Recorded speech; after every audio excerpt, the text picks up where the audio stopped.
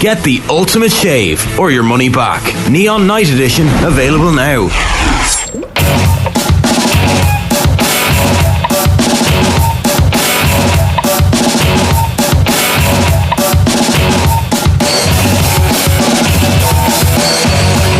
All right. A very good morning to you. You are welcome along. It is Wednesday morning. It is the final day of May in 2023. It's Ger and Shane with you all the way through until 10. Actually, no. Shane's going to be leaving in an hour's time. So we're giving you an hour's advance notice at 8:30 this morning if you're watching on the live show. We're going to be talking Succession. In the meantime, though, here's what's coming up. Ronan O'Gara is standing by. We're going to talk to him about, being now one of the great European teams of all time. Then we've got the power rankings with Tommy Rooney at 8:05 to decide who is the best team in the country at the moment. As I said, Succession from 8:30 to 9 this morning. Owen Colgan, you had to be there at 9 o'clock, and some football show goodness coming your way as well. So if you want to, try not to put no spoilers in the comments, please. Thanks very much. That'd be very annoying for everybody.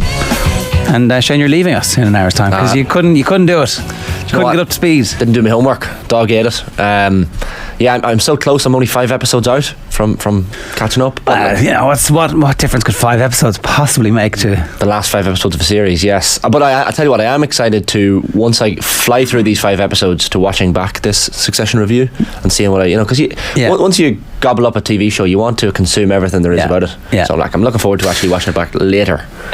So a few days. There will be spoilers in an hour's time, but in the meantime, loads of other good stuff. The Ireland training panel was named yesterday. Some notable omissions. Balakoon didn't make it. Shane Daly didn't make it. John Hodnett didn't make it.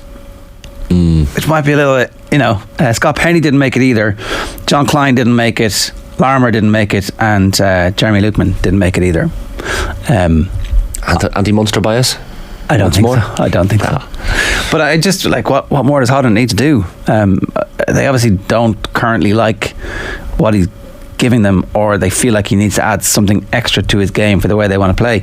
But we don't have a whole heap of cover at 7, so I don't know what the plan is if the world's most indestructible man, Josh van der Fleer, does actually go down. So but I'd love to hear from fans out there from around the country. What did you think of this? When you hear Woody and Quinny talking about Hodnett the last couple of days in the show, you're like, this guy's the next level.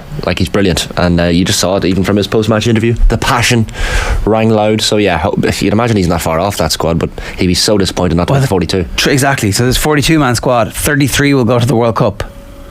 So it's tricky. There will be 3 matches before that final 33 are named, so no doubt there'll be injuries, a loss of form, but there's no more opportunities for you to prove your form in the meantime if you're not in this squad and you're not in the training session. So it's tricky. The uncapped players: Frawley, Calvin Nash, Jamie Osborne and Tom Stewart. Obviously Tom Stewart has burst on the scene this year and has been absolutely sensational hooker for Ulster, but he's still Rob Herring's sub most weeks. But anyway, it's a big opportunity for him, and you'd have to say the future is pretty bright for our hooker spot if the 3 younger players can all stay fit. So I don't know. Is everybody excited about this, or is this bit where the nerves start to ratchet up? Because the squad's not finalised until August. This is, as I said, the last day of May, so we still have June and July and a couple of weeks of August. Well, it's the size of the squad, because in the build-up it was like he's going to pick 45 players, then all of a sudden he picks 42. So there's 10 front rowers looking at this list. A lot of people would have expected 11 or 12, so you have Sheehan, Kelleher, Herring and Stewart at hooker. So one of those won't make the squad in August, you'd imagine. I'm surprised that he didn't name the 45. If you have the option, you might as well. Yeah, they obviously feel very comfortable. True, yeah. Knows who he wants, knows where he wants them in terms of positions. The argument is that maybe Munster's success last weekend came too late for a larger swathe of their players to be included. Maybe I don't think that's new information came to light. The rug really brings the room together. John Hodnett, throw him in. You're the dude. Yeah, I'm surprised. I have to say, Hodnett is probably the number one surprise for me. But a lot of those players that you named are going to be so disappointed not to make it, because the chances of them making the Rugby World Cup squad having not been in the 42, as you said, there could be injuries, there could be change in form, but yeah, it's highly unlikely that someone from outside the 42 is going to be at the World Cup. It's very difficult. Yeah. Like you would need a rash of injuries. And look, it's professional rugby. There are a rash of injuries all the time. And look, there'll be a queue, there'll be a standby list per Joey Carberry, not on the list either.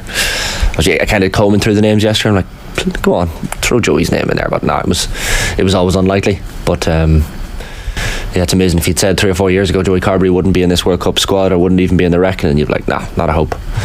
So yeah, life moves on quick in rugby. It does indeed.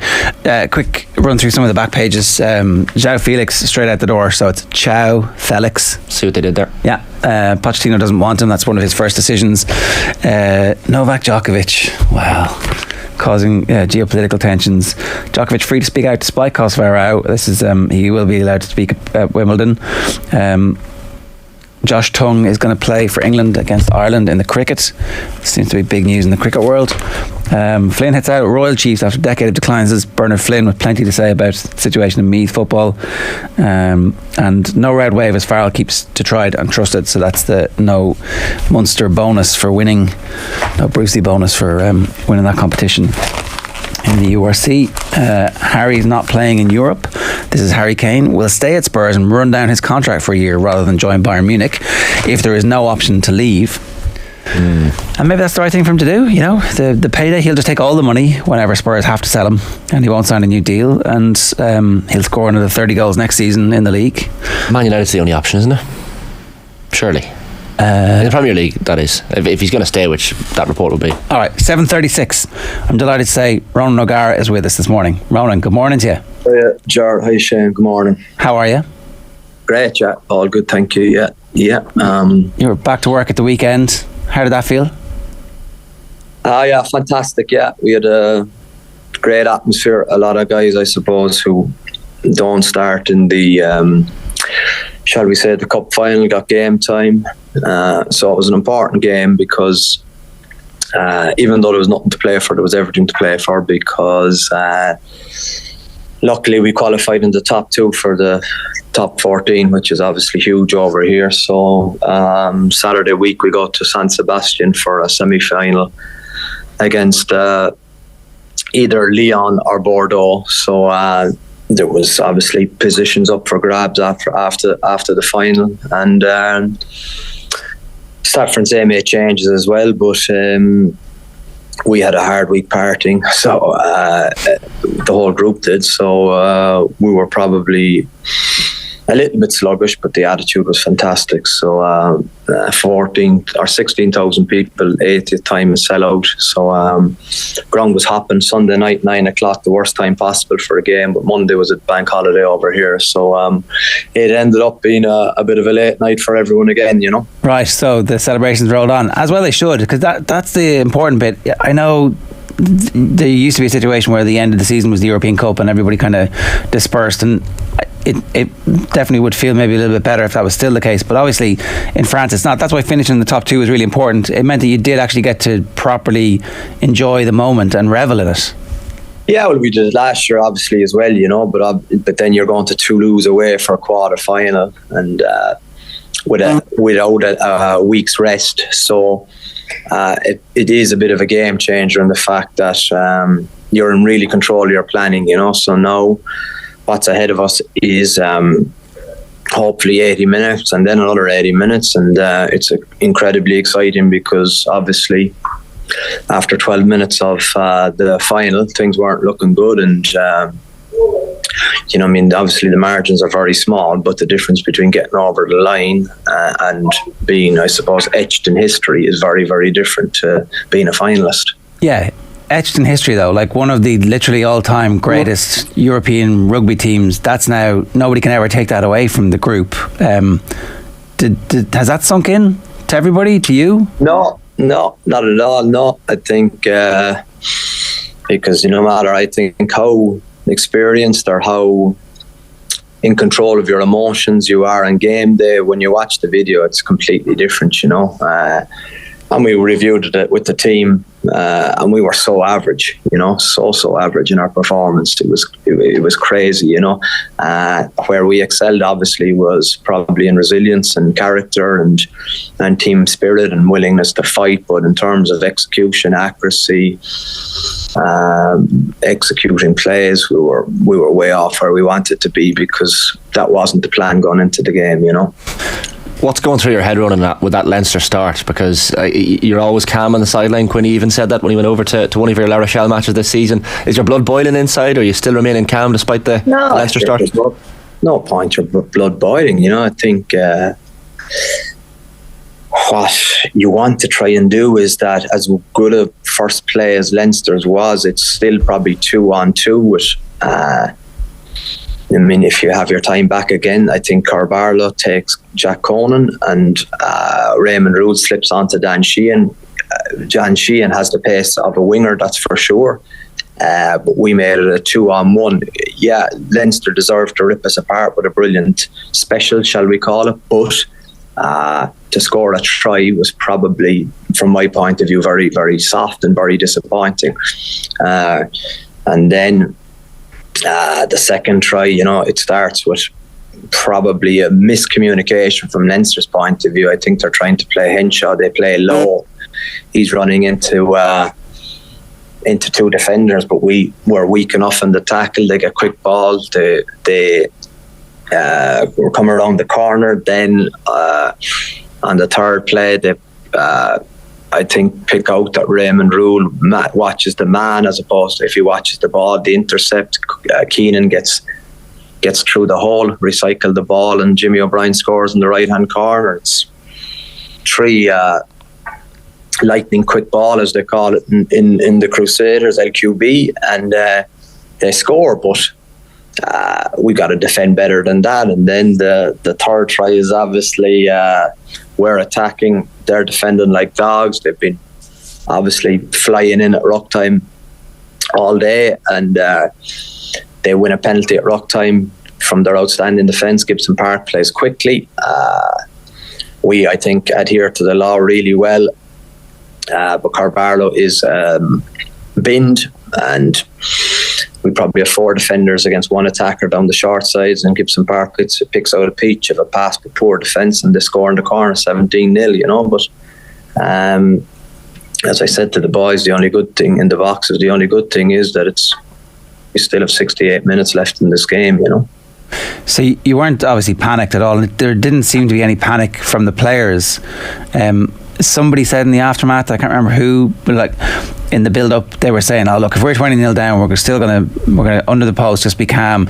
Did that was that just post-fact rationalisation, or did that happen in the build-up where you're like, "Oh, look, we're gonna"? No, they did say, Greg did say it, but I don't know. He just picked that figure out of his head in the fact that if we're 20 points up or 20 points down, we're not going to play our game. But it's very easy to say, when you don't appreciate, I suppose, the depth involved in that. But if it was me, you'd absolutely love to be 17 up as opposed to being 17 points down. There's no downside, there's no upside to being 17-0 down at that stage, It's a shocking start, and we've been blown out of the water, and we knew they'd start fast, but I was thinking starting fast, they might have us under pressure with 3 tries to zip and looking like they're going to steamroll us, because the 4th was probably not far off coming either. But thankfully we managed to shift the momentum live, which is difficult in sport to do. How did you do it?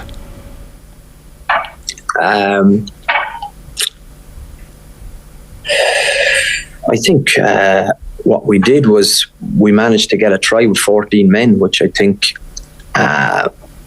put a nice marker in the sand about that we're not going away. I think the fact that Brice Doolan went in and played 9, and then obviously just Jonathan Dante did what Jonathan Dante's good at, running over people, running through people, and scored a try out of nothing. We had a bit of a move where it was meant to be backline against backline, where we were hoping to get Dante on a 1-on-1, but I think what happened was we gave Dante a 1-on-4, which means usually he should get tackled and the ball poached, penalty to Leinster. But like a lot of boys on the day, he wasn't too interested in seeking the refuge of the ground. He wanted to win the metre in front of his face, and not alone that he did that, but he pulled us back into the game, because 17-7, completely different game. Can I talk to you a little bit about that? What a lot of boys on the day, obviously that's that's the experience, it's the talent, but it's also the emotion of the occasion and their decision that they wanted to become the team who was going to be an all-time great team. In the immediate aftermath of the game, you spoke about the few bits and pieces that had kind of upset the team, something on the journey in, the rooms being not exactly what you wanted, people treating La Rochelle like a little club, the stuff with Sean O'Brien at half time. Individually, none of this matters, right? You deal with one little thing, the handshake at the toss as well. In retrospect, because I wasn't sure if any of this actually mattered, because it just felt like La Rochelle were the slightly better team and therefore deserved their victory. But now I realise that I'm kind of wrong about that actually the accumulation of 1,000 small things does matter as a whole. Am I reading that right?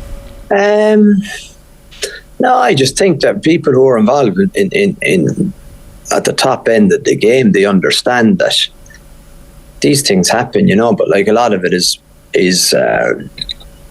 completely blown out of proportion. You're talking about for example, Sean and myself had a little disagreement for literally 2 seconds, you move on. There's none of this bust up or a Barney or anything like that. There's just a few difficult words between two guys who are competitors. That happens, you know what I mean? They shake hands at the end of the game and both of us apologise, and that's what's important. But I think no, we didn't actually use that as fuel at all, because I think you're getting distracted by what's very important. I think what I suppose comforted me but watching the review of the game was what I felt live is that there was only ever going to be one winner, I think, but we made such hard work of it. We dominated the game, but we couldn't. In the second half, they couldn't get out of their 22. So for me, it was just frustrating why. And I have to find out why we were, I suppose, a little bit inaccurate as opposed to where I wanted the team to be. You mentioned to our own Aisling O'Reilly after the match, Ronan, about the small incident or small cohort of Leinster fans on the bus journey in, kind of riling the players up, and maybe the players using that within the game. What exactly happened there with the Leinster fans in advance of the match? No interest. It's in the past. It's dead. Over. But does that type of thing not rile the players up? Maybe in the moment, but 5 seconds later there's a new play, there's a new call. You got to stay on your job, stay focused. What's my job? How am I going to execute this? I think that's what really pleases. The atmosphere was incredible. I think the La Rochelle fans who travelled really added to it. It never felt like there was 3,000 or 5,000 French fans. It was such a good atmosphere. Obviously we were completely outsung and out chanted by the Leinster fans, but there's a particular massive satisfaction when you get the job done in an environment like that. It will be never in a European Cup final, I suppose, so lopsided in terms of a home ground for the opponents, and for the boys to go 17-0 down and to manage to pull that out speaks volumes to where their, I suppose, motivation levels are. Yeah, so I think what I'm trying to get at here is that all of these little things add up to a sense of being underdogs, despite the fact that you're the European champions with world-class players. Is that the bit that's important, where you kind of try and, so you're not getting distracted by it, but it's mood music as opposed to it being foregrounded? I can't believe that something happened here, or look what's happened. You don't do that, but it's just a general, all right, these are the rules of engagement for this situation. Yeah, but I think it's also very important that you explain as the leader to your players what the reality is, what their perception is. There's some players in Ireland that are extremely highly regarded within the country. Outside of the country, that opinion would not be the same. There's the same with players in France that are extremely well regarded. Outside of France, they may not be that high regarded. What I have an advantage is that I know a lot of those Irish players. I know a lot of the French players. I know Uje Soutini, and I think he's a fantastic player. But no one in probably the Aviva probably knows Uje Suitini.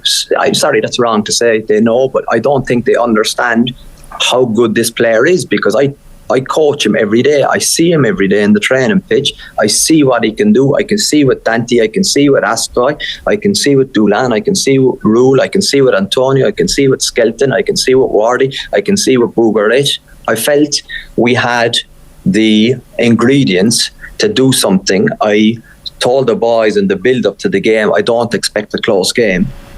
I think that gave them confidence, and I think at 17-0, there was still that belief that if we get our stuff together, we can do this. And what is incredibly pleasing is that they stayed on task, even with so many inaccuracies and people say, what are the inaccuracies? We score 3 points, we receive a kickoff, we knock the ball on, we completely release all the pressure and advantage Leinster. How many mauls did we not get the ball back off, even though the maul won us the game, because we took Leinster's legs completely? They were drunk after 60 minutes. I think the most bizarre stat in the last 20 years has been the fact that they passed the ball, I think, 11 times, their whole backs in total. Yeah, we'll get you back there now. Sorry, that over the course of the game. Oh, your audio's gone there, Ron. You need to unmute yourself, I think. Okay. Yeah, there you go, we're back. Sorry, okay, yeah. You were saying sorry. The stat was 11 times in the whole game.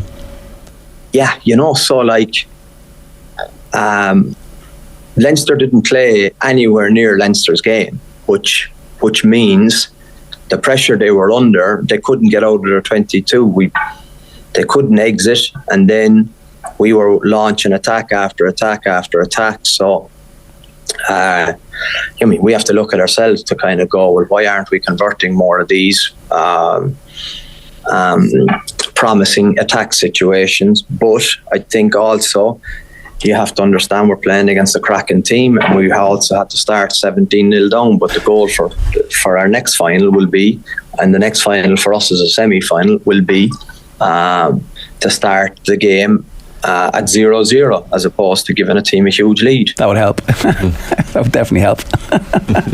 What lessons have you learned? Don't go 17-0 down, lads, and think it'll be much better for us. Exactly. You get, you get one life like that, Obviously, the pressure on both sides was really intense. Like in the ground, it felt really tense. Even when it was 17-0, the Leinster fans were like, "This just isn't quite big enough." Yeah, okay, I didn't feel that. I didn't feel any pressure the game day. I was pretty chilled. I think a lot of our players, maybe too chilled, in fact, if you look back at it and kind of go, okay, these guys are going to start fast, but that's the actual world-class definition of what a starting fast looks like and executing.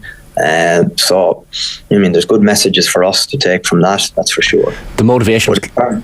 In terms of pressure around the ground or feeling them, I suppose, thankfully I don't feel how a Leinster supporter feels, There was a great line from you in the build-up, Ronan. You were saying, asking the players, who would you bring on your Everest with you, which I thought was brilliant, because it gave them that extra motivation. I think you had said you were bringing your mother Joan with you, and that was clear from the post-match celebrations on the pitch as well. Family and La Rochelle are two words that are just so linked. It was clearly a motivation for the players. I suppose you're just trying to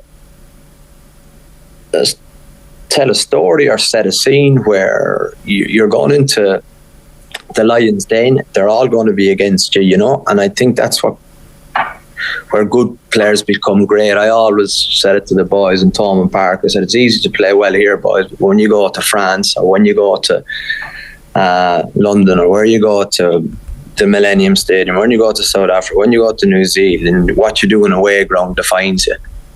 So what happened last Saturday was very pleasing, but it was very important, because we all know that the game is decided in the top, 2 inches of the head, and there comes a moment when everyone doubts. No matter how mentally strong you are, there comes a cracking point, and you either break or you kick on. And were we on the ropes, and were we were crumbling, or were we being absolutely walloped? We were, but thankfully mentally we didn't break as a team. I think that's where the boys got inspired, in the fact that maybe in that dark moment when they were under the pump, they had that kind of, I'm playing for my first coach, I'm playing for my mother, I'm playing for my wife, I'm playing for my child, I'm playing for, in Ultan Delan's case, I didn't ask him, but, his mum and dad aren't around, so, his mum isn't around, so it becomes quite deep and meaningful, I think, if there's that, I suppose, connection to family. Ronan, the top 14 takes an 8-week break during the Rugby World Cup. If any of the major international sides were to ask you to help consult with them, would you be interested in doing something like that? I never thought about it. It'll be a time for me to recharge the battery. I need to rest and get better. That's the most important thing. Of course, an international team. My team that I love is Ireland. Obviously, that never changes. I understand. People would say, well, that causes hassle or harm to the Irish team. It's not related for me. It's nothing to do with it. I think there's good learnings for the Irish team out of what happened last Saturday. And is it not related? Because it's the backbone of the team. Obviously, there's a few other players who would make a significant difference. If you Tyke Byrne in that team, it's a different challenge. Somebody who's poaching the ball, and a few others as well. No, but it's like me saying it's not, because it's nowhere near the same management group, and so it's incomparable in my mind. It's the exact same as saying, well, it's La Rochelle with someone else coaching them. Well, then it's a different team, And I'm not trying to take the credit for myself, far from it. I just think we have a very good staff here, and we have a very good playing group. But I think, the Irish team is very, very different, because its leader is very, very different to what happens in Leinster. And that's not a slight on Leo or Stewart or Goody or any of them, because I think they're fantastic people and fantastic coaches. It's a game of tiny margins, Ger, and you know that with your experience in all sports. Okay, so we shouldn't be too worried about the fact that there's a bit of a template for international sides to play against Leinster/Ireland. No, because if Leinster score 1-1 score at 17-0, the game is over. They could probably go on and put 40 points on us. Okay. So don't be stressing out just yet about the World Cup, you're telling us. No, it's completely unrelated. There's a different absolute mindset for Ireland. It's a different level for Ireland. It's a different coaching group. It's a different playing group. For me, it's poles apart. Okay. One last question. John Hodnett didn't make the squad after Munster's victory at the weekend. I think the whole country thought that he was going to make it. Does he sometimes faces don't fit, or is... No, not far from it. No, I just think it's always the most competitive. I think, John Hodnett is and it's a big compliment I'm going to give me, is all the signs of a young Sean O'Brien, and he has dog in him, and he likes the hard stuff, but he could be next up. It could change and happen very quickly for him, but he's got to be ready. Just because you haven't made it, you can be sure that there'll be probably about 3 people from outside that 42 that have a chance of making it. That's how it happens. They've picked it. 42 seems like a lot, but it's only one player outside the current group. So there will be injuries, there will be potential bolters, even at this stage, I think. Ronan, we had Alan Quinlan in studio with us yesterday morning, and before we let you go, he had a tweet out, of course, after the Munster celebrations. If anyone spots my mum in Thomond Park tonight, tell her to go home. She's only back from Cape Town this morning and on the tear again. She told me earlier she was very tired and going to bed early, and then I get sent pictures of her in the middle of it. You replied, Mary is more crack than you. This is obviously Mary Quinlan, Alan's mother, and Alan replied, I was no crack because I had to put you to bed every night. And that was his story he was sticking to yesterday. Do you have a comment or right of reply? No, I think Mary and I would be cut from the same cloth. Quinny would be the minder. He's a very kind, spirited guy, but Mary Quinlan is genuinely great crack. I think France suits her, the wine suits her, and she's an absolute beaut. We have great crack. She was herself and the Block, Quinny's dad, who's unfortunately passed away, were 6 hours before kickoff in Thomond Park before every game, and holy water and blessing us. And then, but after the game, she'd be, come on over here now, you know, and we'll have an old pint. She's fantastic, a great woman, and all that group from we played, they're all still in contact, and it's fantastic. But like, imagine her off on a Sky to South Africa. It's sorry, I lost you. I said imagine her off on a Sky to South Africa, and she's still tearing the arse out of when she comes back to Munster. It's brilliant. Go home, Mary, go home. or don't keep it lit. Ronan, congratulations. Honestly, like I presume it's beginning to seep in that what you've done is truly remarkable. Like, very few teams have ever managed to retain it. You know how difficult that was from your time as a player, and all the great teams that you came up against who couldn't do it, but you guys have managed that. Yeah, I'm very grateful, very appreciative. It's fantastic, genuinely, and I appreciate the good wishes. Thank you. Good stuff. Take care. Cheers. See you, lads. See you, Shane. Right, Ronan O'Gara there talking to us about the Heineken Champions Cup final. The holy water and the wine. That's brilliant. It's a good combination. He is one of the great coaches now. It was funny, he was talking with Donnacha Ryan on the TV interviews afterwards, Skin, and like Donnacha is now one of the great coaches as well, because his record is unbelievable. Yeah. Like, just the first couple of years in, and look what's happened. And the Delan late career, like, still not that late in his career for somebody who can play second row and back row. He could have another 3 or 4 or 5 years left at this level, at the very top level of European rugby. And Delan's obviously going to be playing in the top 14 final as well, or semi-final, sorry, and potentially a final to come as well. You do wonder if maybe Delan could force his way back into Ireland at some point, and maybe whatever it is that O'Gara and Ryan are doing on the coaching ticket is helping him to fulfill his potential at this stage. So it's funny, the 1,000 small things that you talk about, you know, being important, and that I think Ronan's attitude there is exactly what you'd expect of a top coach.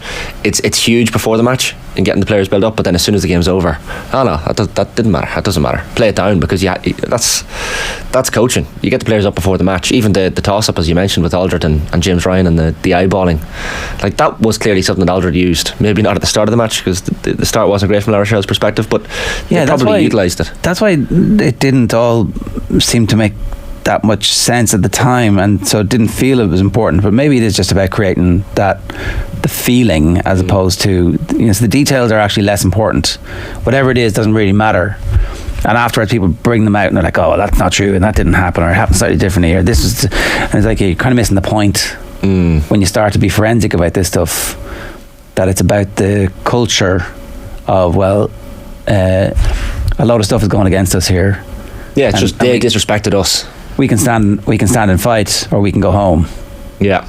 And then obviously they have some big lads who were happy to stand and fight and kind of enjoyed it. Yeah.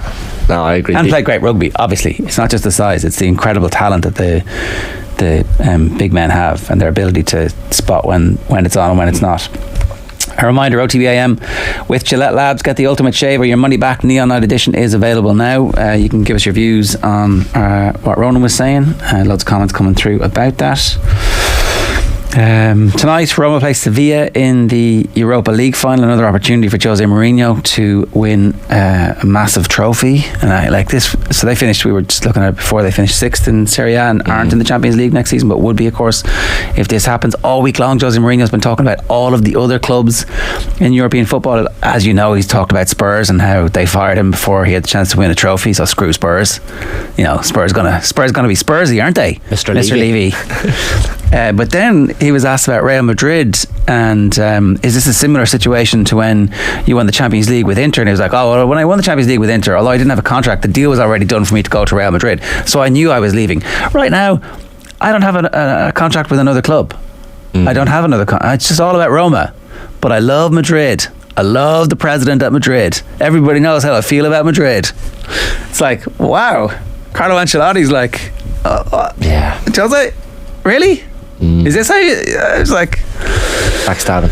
So, front stabbing. I think that's front stabbing, Shane. I think that's to his face going, yeah, I'm going for your job, buddy. Or it's the Paris Saint-Germain job. I mean, like... Jose's back if they win tonight. that seems to be the case in already back, isn't he? European football. Getting to another European final. He's never lost one. Well, loads of teams have reached finals of this competition and not been very good, and some of them have been on the brink of being really good afterwards, like the Liverpool team, who loses under Klopp, goes on to win a league and a Champions League. So you would say they were a great team. Did Solskjaer reach a final and go out and lose on penalties? That's Solskjaer? He was a lot of semi-finals. What was the 15, 14 penalty? Oh, sorry, Villarreal, they lost the Europa League final. Yeah, they did. To Unai Emery, was it? Yeah, kicking the ball away from winning. Who was it? Was that? I can't even remember. The banter bus era has all. Was that Solskjaer? Mourinho won the Europa League with United. They beat Ajax in the final in 2017, and he won the League Cup the same year. All right. Mourinho was a trophy specialist. During the ad break, you're going to hear a clip from the latest episode of the Football Pod where Paddy, James and Tommy talk about Derry's main man at the moment, Shane McGuigan. Shane McGuigan is shooting the lights out. Get on board the Shane McGuigan hype train. The lads definitely are, and they just have details here in this clip of some of the specifics that he's been capable of. The Football Pod is in partnership with AIB, proud sponsors of the football, hurling and camogie All-Ireland Club Championships. Check out the hashtag the toughest for more. We're back after the ads with Tommy himself and his updated power rankings. OTB AM. The Sports Breakfast Show from Off the Ball. 3, 2, 1, go. Whether you're a Drive to Survive fan or Grand Prix expert, now you can stay up to date with the world of F1. The F1 Pod on Off the Ball with Chicago Town Pizza, the ultimate podcast for F1 fans. The F1 Pod will keep you on the edge of your seat. For the best insight and analysis, subscribe to the Off the Ball Daily podcast feed wherever you get your podcasts. Coming soon, the F1 Pod on Off the Ball with Chicago Town Pizza. Formula 1? Yeah, we go to town on it. I thought he was massive for them the other night. Yeah, McGuigan was the man again, and very similar to what he did in the Ulster final when the shit hit the fan coming down the stretch. He was the man. He was the man looking for every ball. He's a massive leader for them. He has moved himself up another level. If you're talking about right now, in-form players in the country, there's not many ahead of him. He gets a brilliant score from play that kind of sparks that revival coming down the stretch. And then the free over on the far sideline to put Derry ahead in injury time. The second it's given, he sprinted over. He's like, give me that ball. I am launching this. Leadership. Like, that's the game's in the melting pot. He is like, I'm going to make this happen. Yeah. That's serious stones to do that. I agree. I think McGuigan definitely top forward in the country at the moment on form. And has the mindset to go along with it, which is even more impressive in my opinion. I think he's super operator. There's an air of sort of invincibility about him at the minute. James, what's it like when you're in that sort of zone? For him to have hit this vein of form, he's going to feel like nobody can mark him. And he's probably used to marking Chrissy McKaig in training, which if he can get the better of him, realistically, no one can mark him. He's unbelievable off both left and right. When we had him here on the pod, and we were talking about kicking, he said his warm-up was about 80 shots at the posts. So the amount of time he's put into his kicking, like the confidence he must have built up from that. Like confidence, you can't just have confidence, you have to earn it. So he's earned it through training and through reps. Between the years, he's just so in tune to win this All-Ireland. I'd say he's just completely immersed by it. And when you are in that sweet spot, he's just going to feel invincible. He's going to feel like no one can stop him. And at the moment, it probably is the case. OTB AM with Gillette Labs. Get the ultimate shave or your money back. Neon Night Edition available now. Some of these critics, these pundits. Generally speaking, I'd be a fan of Off the Ball. Exactly. And like Tommy knows his football, obviously I listen to football pod the odd time. And I was looking at the power rankings and I thought that Jesus Owen must still be feeling the effects of these mushrooms. They just dismiss you like you have nothing to do with the bloody occasion. Tommy knows it's football. Tommy, good morning to you. How are you? Morning, Ger. Hey, Shane. Oh, you all right? You look a little bit shook this morning. Are you concerned? No, just I don't think I've ever been a morning person, Ger. You're working with me a long time. You look well, fitting well, Tommy. Thank you. Spiritually, a little bit concerned about where this is going. It's like the power rankings will sort themselves out as the season wears on. We're now past the midpoint, essentially. So that's the thing. In this behemoth of a championship with 99 games to decide the winner, we are past the halfway mark. Am I changing my mind about the round robin and actually now pretty happy about the fact that most of the teams get through? Have I woken up to the whole point that like we want most of the teams to get through to knockouts, so there's no chance of any of the bad teams making it through too far, and actually giving everybody the same opportunity to play a load of games is actually improving the standard, notwithstanding the fact that the football's not great to watch, but maybe this round robin thing is actually working. We're not getting into proposal B, are we? No. But we have. Look, there's a version of this that's going to work, right? This is the first year of it. I know we're not getting into that, but comparing hurling with football is like chalk and cheese. Like different sports, completely different systems, different formats. We probably need to give this a bit of a chance. This football format, it is a lot of games. It's a hell of a lot of matches, and there has been a little bit of entertainment value here and there, but like we kind of skirted around it on the football pod this week. I think there's a little bit of football fatigue maybe with the amount of matches that are there at the minute, the amount of games, like the amount of shadow boxing that's gone on, and I think we're just crying out for a couple of teams to be knocked out. Well, there's a potential for some teams.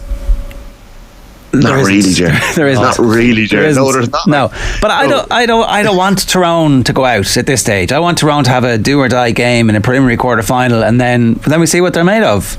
Yeah, but that's going to be box office. It is, and they'll get to that point having had an opportunity to work through whatever issues they have and whatever kinks there are in their system, and likewise for whoever else is going through and whoever else is in that basket of teams who might flare up. And to be honest, I remember you being laughed at by your co-hosts on the football pod when you accidentally said that Roscommon might be contenders.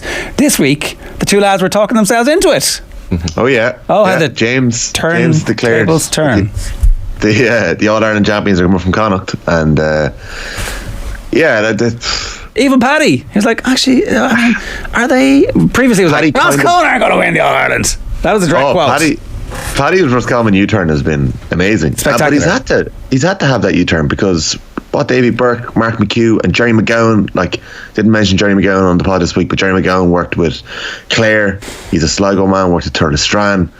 You know, his fingerprints are all over this style of play from Roscommon as well. So the Rossies have really, they've beaten number 3 and the team who had been number 1 in the power rankings already this year. Yeah. And sorry, you made the point that everybody knows exactly what their job is, right? And the ability to drill that comes through in all the league games, right? And it also now is coming through in these matches too, which means when they reach an All-Ireland quarter-final, they're going to have 8 or 10 games of preparing themselves to face the onslaught of Dublin or whoever. But in this case, they might actually have given themselves an easier quarter-final because of their brilliance so far. So we shall see, right? That group is completely open. It's going to come down to score difference, and as you said, they may have given themselves a better route. The thing about this All-Ireland Championship, lads, it's the most incredibly open All-Ireland that we've had in so long, because every team, I would argue, has pretty obvious flaws to go with their strengths. I 100% agree, and all of a sudden this feels like a proper championship, I think, and there's a real opportunity for us to. It does. I'm not really smashing the format yet here. I just think that the leagues, they work. This round robin will work. There's probably just 30-40 games there in between the league and the round robin that are maybe in the wrong place. I haven't got the Gaelic football fatigue at all yet. I'm going to be going to Clones this weekend. Monaghan and Clare have never played each other in the championship. A novel pair, but also these games, each of them means something. As we were all kind of worried about the opening round of this group, because we were like, of all of these groups, because we were thinking there's no jeopardy. Turns out there is jeopardy. Mayo Kerry was a huge game, Derry Monaghan was a huge game, Dublin Roscommon was a huge game, because you want to top the group. Tyrone Armagh is going to be pretty big this week. Yeah, well, true. Kildare Dublin is going to be pretty big from Kildare's perspective, especially after coughing up a 3-point lead after 6-7 minutes against Sligo. But let's get to this and see what impact this is having on the rankings. Okay, let's get into the 33 to 25 slide 4. There's one move here. This now, just to put it on the record, is from the last 2 weeks, so there's been quite a few games. Wicklow are back 2 after the height of promotion, winning their first Leinster game, pushing Kildare for 60 minutes. The wheels have come off a wee bit, and 2 defeats mean that the knockouts are most likely gone. It's out of their hands. They might get away with it. Longford have moved up 1. It's been the opposite couple of weeks for Paddy Christie. This has been coming for them. They have a massive game this weekend against Carlow. They were very impressive last week. Moving on to slide 3, Laois have moved up one. Now they let a 6-point lead slip against Offaly late on, but we're finally starting to see a few green shoots for Billy Sheehan's team. They should have a lot more quality than they've illustrated so far this year, so they're in the 24th position. Antrim, Limerick, Fermanagh, they haven't really moved. They're all in a really good position to qualify for the quarterfinals of the Tailteann Cup. Offaly and Meath, even though they've done little wrong so far, have moved back a place each, but that's more so by virtue of Sligo's form. The draw that Sligo got against Kildare probably should have won. That group again is perfectly poised, and it's they have a great chance to make the preliminaries. Sligo and Kildare could both lose the remaining games to Dublin and Roscommon and proceed to the next stage of the All-Ireland without winning a match. That's 4 matches, no wins, and you're into the knockouts of the All-Ireland. So there's a couple of flaws with this system, but we'll take it, and Sligo will certainly take it if they make it through. Cavan are still in 17th, and we're nearly starting to see the Tailteann Cup All-Ireland teams correct themselves. Sligo get another good performance or two, they could easily make it into the top 16. They really aren't far off it. Okay, fair enough. And Down are 16th. They've come down 1 point. Down will come out much the same as Meath and Offaly. Down have beaten Tipperary and Waterford. Like Meath, facing Meath this weekend, it's live on GA Go at 1 o'clock in Parnell Park. I'll certainly have my eye on it. I'll be heading to Kerry Cork with James. I'll be watching Tip and Waterford. I won't lie, I'll be keeping an eye on GA Go and that game, because I want to see Oran Murdoch, Down's young sensation who's had so much talk about him this year, up against some of those younger Meath players, Conor Gray in particular, who's only 19 and is a monster of a footballer. I'd like to see what he's like up against a fella like Murdoch. Okay. So Down are 16, Westmeath 15, Kildare 14. So I'll go quickly through these. We finally got a glimpse of the slick outfit that won the Tailteann Cup last year in Westmeath.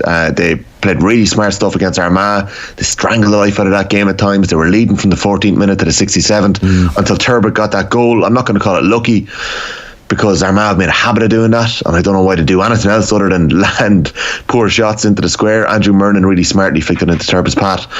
Kildare slip back 1. Are they going to raise their game once more for Dublin? They stuttered against Sligo. They let that lead slip late on, but they can still make it through if they can keep the scores down against Dublin. It'll go a long way. If they can beat Dublin, what are we looking at then? They've obviously come very close in 2 games this year. It's so hard to know what we're going to see to the Dubs. There's an element of fear around Dublin this year. Jerry, you obviously stepped out of line and said that they were going to be All-Ireland champions a couple of weeks ago. I think a lot of people are afraid of just knocking Dublin away too early because of what they've brought back and the muscles that they've flexed. But we'll get into it in a minute. It's just something's not right. Louth have slipped back as well. On paper, that was the game they needed to win to qualify against Cork at the weekend. They are up against it right now against Mayo and Kerry on the last day. And Cork have moved up 2. Cork at 12th. And I mean, I was listening to James. He's a long-standing. It is James O'Donoghue's Cork. And then today I opened the Irish Times and What do you think Darragh O'Shea is saying? It's going to be a massive 25 point win for Kerry, or wait a second, there could be a surprise on the cards for Kerry at Páirc Uí Chaoimh if Cork turn up. Wow, I mean, he's never said this before. Now, I will pick up for my colleague James. In fairness to him, he doesn't really ever seem to pay heed to the WhatsApp messages and the Kerry media mafia group, we'll call them. He's very, very open in his dismissal of Dublin all year long, to the point of, we nearly don't go to him about Dublin anymore because we know what he's going to say. But with Cork, it's a fatal flaw in O'Donoghue. Maybe he's right. Maybe we're going to see it at the weekend. It's that under 21 game where they got hockey by 20 points that has branded him for life. Well, look. Yeah, absolutely. If Cork are going to do anything over the next period of time, then there is an opportunity, a small opportunity here, where there is a slightly weakened Kerry. And last year, as he pointed out in Páirc Uí Rinn, when Roy Keane was in the crowd, they did well for a period of that game until eventually Kerry woke up and started kicking points and eased to victory. And that's what you'd expect to happen. But there's been some wild games where Cork have scored early goals in the sunshine, and stranger things have happened. Not many, but I'm heading to Páirc Uí Chaoimh for the first time this weekend. Really looking forward to see Cork. We only really got highlights of the Louth and Cork game at the weekend. Paul Flynn did a little bit on Cork's defensive shape. There was a lot of talk of Cork showing Louth players down the channels. So it sounds like Kevin Walsh is finally getting a stamp on this team. All right. Okay, so Cork up to Clare 11th, Donegal 10th, Monaghan Clare 11th. Yeah, these three teams have not really moved at all this year. Shane will be well aware of that. Yeah, we'll see what happens to Claremont at the weekend. Think Clare a bit high? Possibly, but they lost their home game. That's the bit. Lost Donegal. It was a very, very poor second half. That game was on a knife edge. It was always going to be close. Donegal are playing Derry at home this weekend. I don't think there's much between all three of them. Clare possibly are a little high, but like Cork haven't shown us enough yet this year to really jump them. Clare haven't shown us enough this year to jump them. Fair enough. Clare are there by virtue of the consistency, I think, of the last couple of years and the chance that I think they can spring something against Monaghan. I also watched the Westmeath Armagh game, and I think Westmeath will move slightly higher. Was it David Brady on with us one of the days who said he thinks Westmeath will pick a scalp in this group, and they were so unlucky not to do it against Armagh, as you said, Tommy. Like, they were, like, every time the ball comes up to Luke Loughlin, he's brilliant. Like Heslin as well, their shooting accuracy is fantastic. It was just towards the tail end when Turbot comes on, scores that goal. Fortuitous enough goal, it falls to him kindly. But Westmeath, like, they won't fear Galway coming to Cusack Park. Like, and then they have a neutral game against Tyrone. One more win and they're guaranteed progression. They're probably already, as you say, have a chance. But if they can get something against Galway or against Tyrone, I mean, they have a serious chance. I don't see them getting something against Galway. Even in Mullingar? If Tyrone Armagh, if Armagh win that game and they're going into a shootout against Tyrone, who, I don't know, like, are we going to see more players leave the Tyrone panel over the next couple of weeks? James reckons they're all fond of leaving the Tyrone panel. We just don't know what we're going to get with Tyrone yet. Is that just a throwaway because it happens every year comment, or is there rumblings already? A little bit of a throwaway comment. Okay, I'm not I wasn't sure. So, I thought you were breaking news here. No. We didn't break news this week on the pod. We nearly did, but we didn't. Yeah, it's fairly vague what I'm saying there. So yeah, we don't know what we're getting. We don't know what we're getting. We don't know what we're getting with Tyrone. We just don't like. Okay. We don't know what we're getting with Tyrone. And let's move into the top 8. Right, Tyrone are 8th. A bit of movement here. Every team has moved. Tyrone are back to 8th. Yes, they showed character against Galway, but we didn't get a proper read in them. Go from 8 to 1, so we can talk about all these teams because it's all relative in this. Okay. So yeah, Tyrone 8, Armagh 7th. The Rossies are on 6th. Derry are back to 5. Dublin are back to 4. Mayo are in 3rd. Up to highest new riser. And Galway have slipped into first place. Kerry are back to 2nd. So Galway are kind of there by default. I kind of hinted at it last week. I think they are the team showing the most form so far this year. Kerry's defeat to Mayo was worrying, but I don't think it's fatal. It really isn't fatal. It could be the moment that sparks their season into life. We have said all along, sure, Jack wanted to finish middle of the league. Sure, they'll get through Munster. Well, they really got a slap in the face against Mayo. So is that going to revive their push for back-to-back Sams? Like, I do have slight doubts, but they're in 2nd. Well, especially if they have to come through that preliminary round, which now is a very likely probability. Like, they have an extra game, they have 1 week's less rest, all those things add up. Yeah, they do, Shane. And it's one thing, like, they kind of put a bit of stock in Stefan O'Cumber this year, and I think they kind of plan to use him quite a bit. Another bad injury. Roach and O'Sullivan showed a bit of form in the league, but not enough to say that they're going to make an impact in Championship. You know, Paul Murphy hasn't really been fully fit all year. They've no David Moran. It suddenly just feels like Kerry don't have the depth that some of the other teams around them have illustrated. And we're talking about teams playing different systems and horses for courses.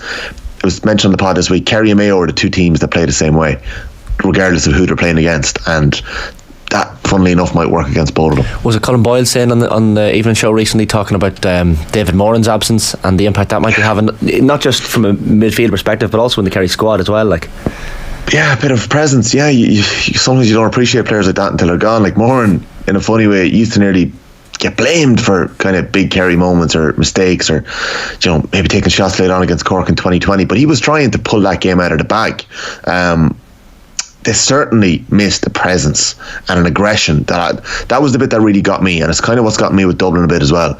They are missing a bit of aggression. Like, Mayo bullied them, in my opinion. They put the chest out, and the Kerry lads wilted a little bit, so I don't know if we're going to see that this weekend, but worrying sign. And like the Dubs, Roscommon keeping the ball for 5 minutes 45 seconds, that was crazy. Mick Fitz was the only one. Brian Howard put a little bit of pressure on, but the second Mick Fitz stood out of line and he tried to make a turnover, the Rossies punished them. So that lack of cohesion and collective aggression was missing from Kerry.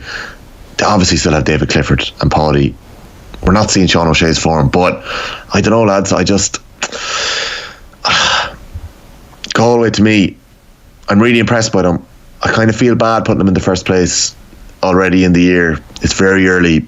They may slip back and move back into first again. There might be a bit of flip-flopping, but I just can't see them putting anywhere else. Like, Ger, the bookies have installed Dubs as the favourites for the All-Ireland. Do you want to convince me they're going to win the All-Ireland?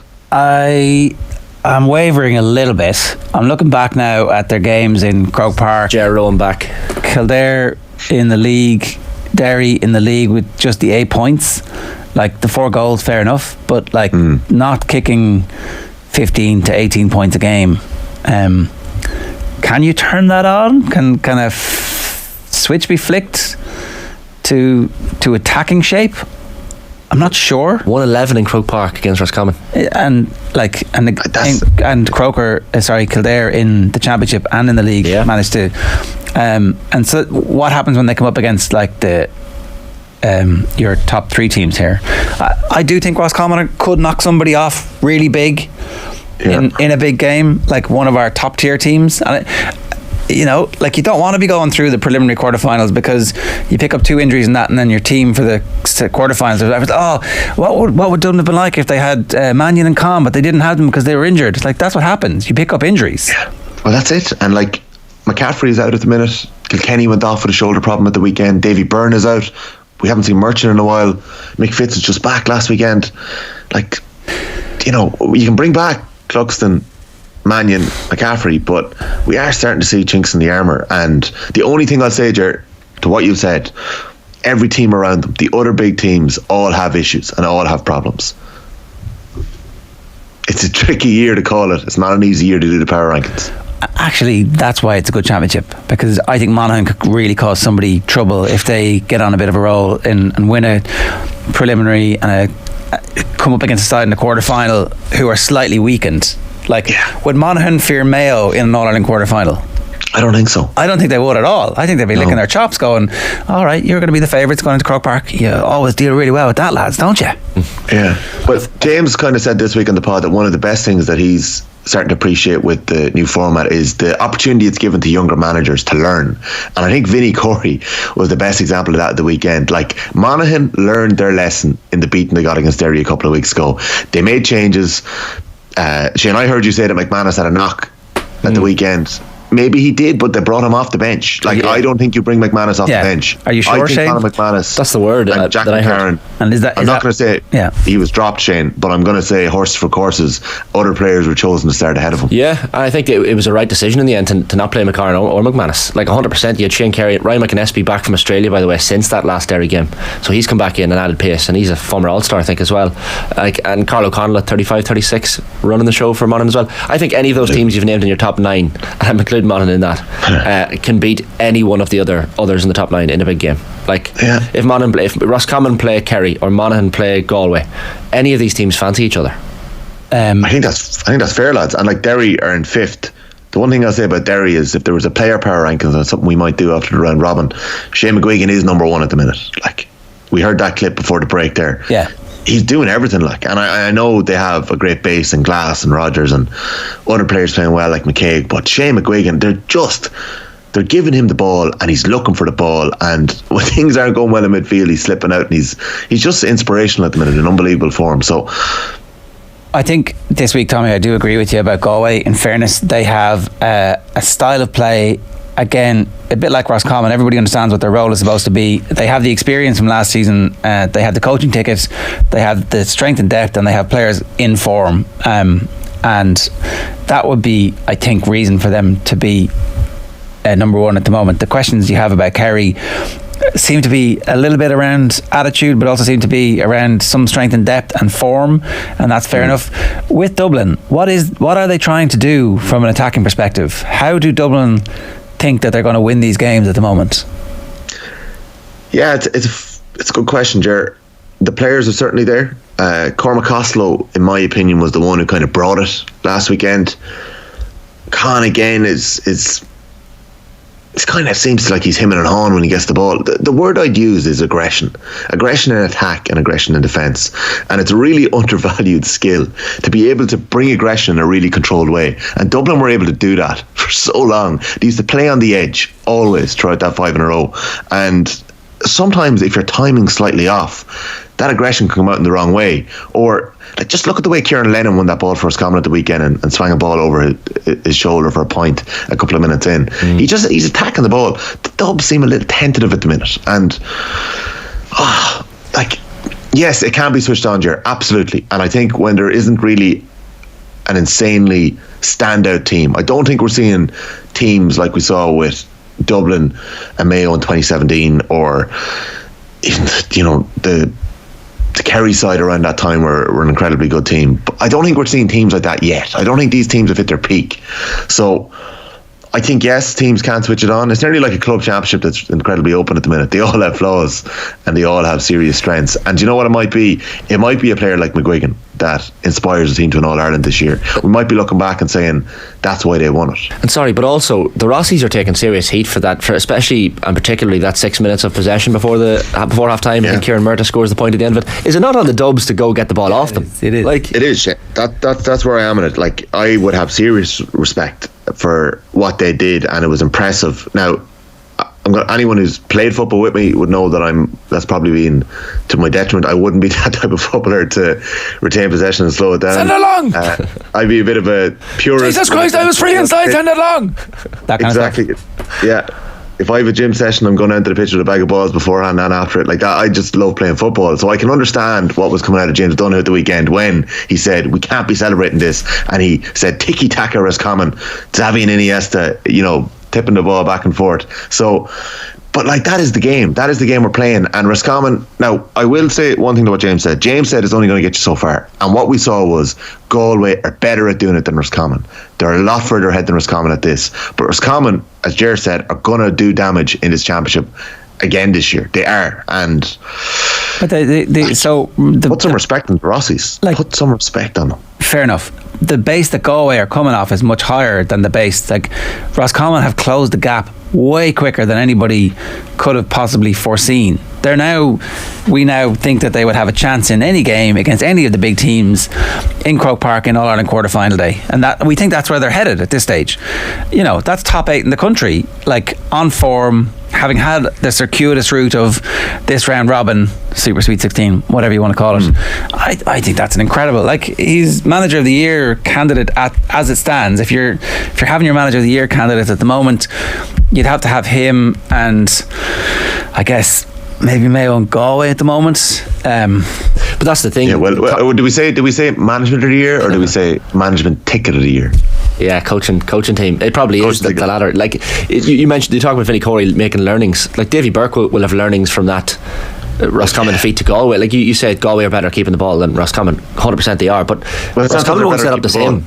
It's not that they're better at keeping the ball, it's they're better at punching holes, I think. Finding the gaps. Galway had that control, and they were able to, like, Mayo couldn't control the momentum against Roscommon because Roscommon set the terms of engagement. They did the same against Dublin. The surprising thing was Dublin had done it for so long. Dublin were the original perpetrators of this, but they didn't have the aggression to take it back at Roscommon. Last thing I'll say about Roscommon is they were always dismissed as being a soft touch. They always had the forwards, the bit of class, like Kieran Murtagh, Diarmaid Murtagh, the Smiths, Conor Cox. These boys are around a long time. Yeah. Ben O'Carroll, they're around a long time, but they now have that bit of edge and strength and aggression and depth and smarts out the field. Some quick comments. They can do damage. Somebody here making the point about poor Derry. Poor Derry. Poor Derry. They're in 5th. Like, they're champions. But let me read the comment first. Sam again says, I'd say it's ludicrous for Derry to come through Ulster, play Armagh in the Ulster final, and then Monaghan again. Now they're off to Donegal next match. They're not getting it easy, in fairness. They're not getting it easy. It is. Jumping down Sam's Road. Yeah, and like, Donegal and Ballybay, it's a cliche, but like, they do not lose many matches there. And while they were terrible in the first half against Clare, Oisín Gallen and Kieran Thompson are shooters, and when you've got shooters, you've got a chance. Sorry, but it's the same. Woe is Derry. Monaghan had to play Tyrone, Derry again. Next up is Clare, and then they have to play Donegal. Like, sorry, it's the same for Monaghan. Like, we should try and wait it so that. Yeah, or you can just wake up in Ulster and say, right, we'll put that provincial championship a little earlier in the year, and then it'll all be fair for everyone. There's no jeopardy, no intensity in the games with the crowd, and with the format, when a player is injured, they can miss a few championship games, which is hard to take from their perspective. I don't know. Says Michael. Like, if you're injured, you're going to miss games anyway. Should we wait 6 months to the next game so that all the injured players can? Like, what? Yeah, I don't know. And who makes the semi-finals now, Tommy? Top four? I think there's a few twists and turns yet, because the way that the draws are going to happen, some of the top four teams might end up having to play an extra game, and there'll be a weekend. It'll be a 16 games this weekend, Ger. Football bonanza. Every county, every team in action, apart from New York, who are in the preliminaries already in the Tailteann Cup. I think we'll have a better idea after this weekend of where things stand. This week's version of Tommy Rooney's Power Rankings is in the books. Tommy, thanks very much. Thanks, boys. See you soon. Some of these critics, these pundits. Generally speaking, I'd be a fan of off the ball. Exactly. And like Tommy knows his football, obviously, I listen to football pod the odd time. And I was looking at the power rankings, and I thought that Jesus, Owen must still be feeling the effects of these mushrooms. They just dismiss you like, you have nothing to do with the bloody occasion. Traffic permitting, we're going to have Owen Colgan. You had to be there at around about 9 o'clock or maybe 9:05. In the meantime, spoiler alert, we're going to be talking about Succession for the next half an hour. Join us if you've seen it, if you're up to date and you want to, then do please stay with us. Shane's leaving. He's going to be replaced by Sue Murphy and Colm. Rory O'Connor in the ad break here talking about Andy Farrell's squad on last night's show with Joe. I suppose the big talking point is maybe we didn't get a red wave on the back of Munster's run. Some people, maybe like recency bias, a lot of them haven't been in a lot of squads, and Ireland do put a lot of store in how much time you've been in with them, because you know their system, and if you're playing catch up at the start of a World Cup, they can't necessarily get on to the work that they want to do if people are catching up. I think Jean Klein is very unfortunate. He's never been in an Andy Farrell squad, so that what I just said is very relevant there, and I think that's the reason he hasn't made it. I think on form he should be ahead of Kieran Treble and Joe McCarthy. McCarthy's just back from injury, didn't make the Leinster squad for the European Cup. He was on the bench for the Munster semi-final. A huge potential player, but in 2023 you're not really picking on potential. You should be picking on what you can do in the here and now. We've seen Jean Klein develop his game in the last year. He was a controversial call 4 years ago because he'd never played for Ireland, and he got parachuted in ahead of Devin Toner. I think he'd be a very justified call if he was in there now. He's been one of the players of the season, and he can feel hard done by, but he just has never been in a squad, never trained with Ireland in the last 4 years, and just would have too much to do to catch up is the word that I've heard. Kilcoyne ahead of Lockman is a big call, because Lockman's been picked for Munster and Kilcoyne hasn't been in their 23 for their big games recently. I think John Hodnett was a shout, and there's no cover for Josh van der Fleer. There's no like for like 7 to come into if Van der Fleer gets injured. Same with Hugo Keenan. There's not really a like for like. You're looking at Jimmy O'Brien or Matt Hansen. Could Mike Haley have gone in there? He's in the same boat as probably John Klein and John Hodnett. But really, there's no massive headline call. Like there's no one there that you can make a case for any of those. But really, you're talking about players who are battling for those spots in the 33. There's 9 players from that squad who are not going to make the World Cup in France, and the players that I'm making a case for are very much on the cut line within that squad, if you know what I mean. So I think there's no outrageous call that's left us all shocked here, and we never expected there would be either. Right. How does everybody feel now you're hearing the music? Cameron, good morning to you. Sue, good morning to you. Morning. Now that you see the amazing ones in there. Turns out Maggie shot Mr. Burns. Yeah. A lot of Irish people made a fortune on that when they came home from their J1s and found that there were odds up in the bookmakers. True story. Paddy Power ended up paying out a load of money to a lot of people paid for this summit. Not me, unfortunately. It was the year before. But anyway, Succession is over. We played in there with the Succession theme tune. Which one of the great theme tunes, isn't it? It is, yeah. My buddy's getting married soon and it's considered as entrance music. Oh, that's a good idea, actually. Ooh. You never skip it, do you? You just let it play. You know when you're watching something and you're just like flying through episodes, you're like skipping theme tunes. Never. Just let it play. This season, I was like, I'm going to make a point of listening to this now because it's not going to be a feature of my life that much more. I did have it as my ringtone a couple of years ago before everybody got on board the Succession, and then I couldn't do it anymore. No, wait now. I was the one who suggested Succession to you. And you weren't on board with it at the start. That's Sue. You're gaslighting me here. No, I'm not. Mandela effect. Nice. You were like, really? Tell me you're the canary in the coal mine was exactly your words, actually. Well, because I mean, we definitely were on board from very early on. Yeah, you were. Like episode 2. Wow. Yeah. John the Baptist here. Okay, in fairness, Sue has excellent taste on TV, and if you need recommendations, make sure you follow her. So where do you want to start? Do you want to start at the end? So there will be spoilers here if you haven't watched the latest episode of Succession and you don't know what happens at the end, then we're going to ruin it for you. So turn off, come back in 40 minutes. I think we're covered. We've given people fair warning. Yeah, a nice general intro as well. And can't believe it. Tickler there at the bottom of the screen. I was happy for Tom. Is that wrong? I mean, I thought it was great. Yeah. I was like, fair play. Well, fair play. It's the cockroach that survives the apocalypse, isn't it? So I respect Tom. I respect Tom and his temperament, and it's the one thing he had that the kids didn't. He always had good temperament. He was always willing to take it, and it was probably Shiv's biggest downfall. Because Shiv, I think, is the best of a lot of them. I think she's the smartest kid. Yeah, I think she is. I think she has the most. I think she has the most about her. But the biggest problem she has is she has this instinctive reaction to she bad gets really news. excited. And then, like at the dinner table, Sue, you were talking about one of your favourite episodes when she messed it up. Like I was going to use another adjective there, but she absolutely ruined it for herself. And the same when Tom told her it was going to be me, her reaction straight away, like she should have just stayed calm and be like, okay, go away and think about it. So I think she's the best. It's her husband. I think she had the most knowledge, by far. But Tom's temperament. I mean, are they still overall? Technically, they are still technically, but like at the end where she can't hold his hand, but is touching his hand is amazing. Yeah, no, it was brilliant because I didn't know how they were going to end that. Yeah, like a king waiting for the orb. Yeah. No, like I felt really sorry for her because. Do you know what? You're kind of rooting for them to have a relationship at the end, and then you're like, wait now, they're both terrible people. Yeah, I think he's slightly less terrible than. Is he though? I think he is. I don't think so. I don't know. I think he's probably the worst his of them. His strength is that everyone underestimates the worst of them. He didn't kill a man.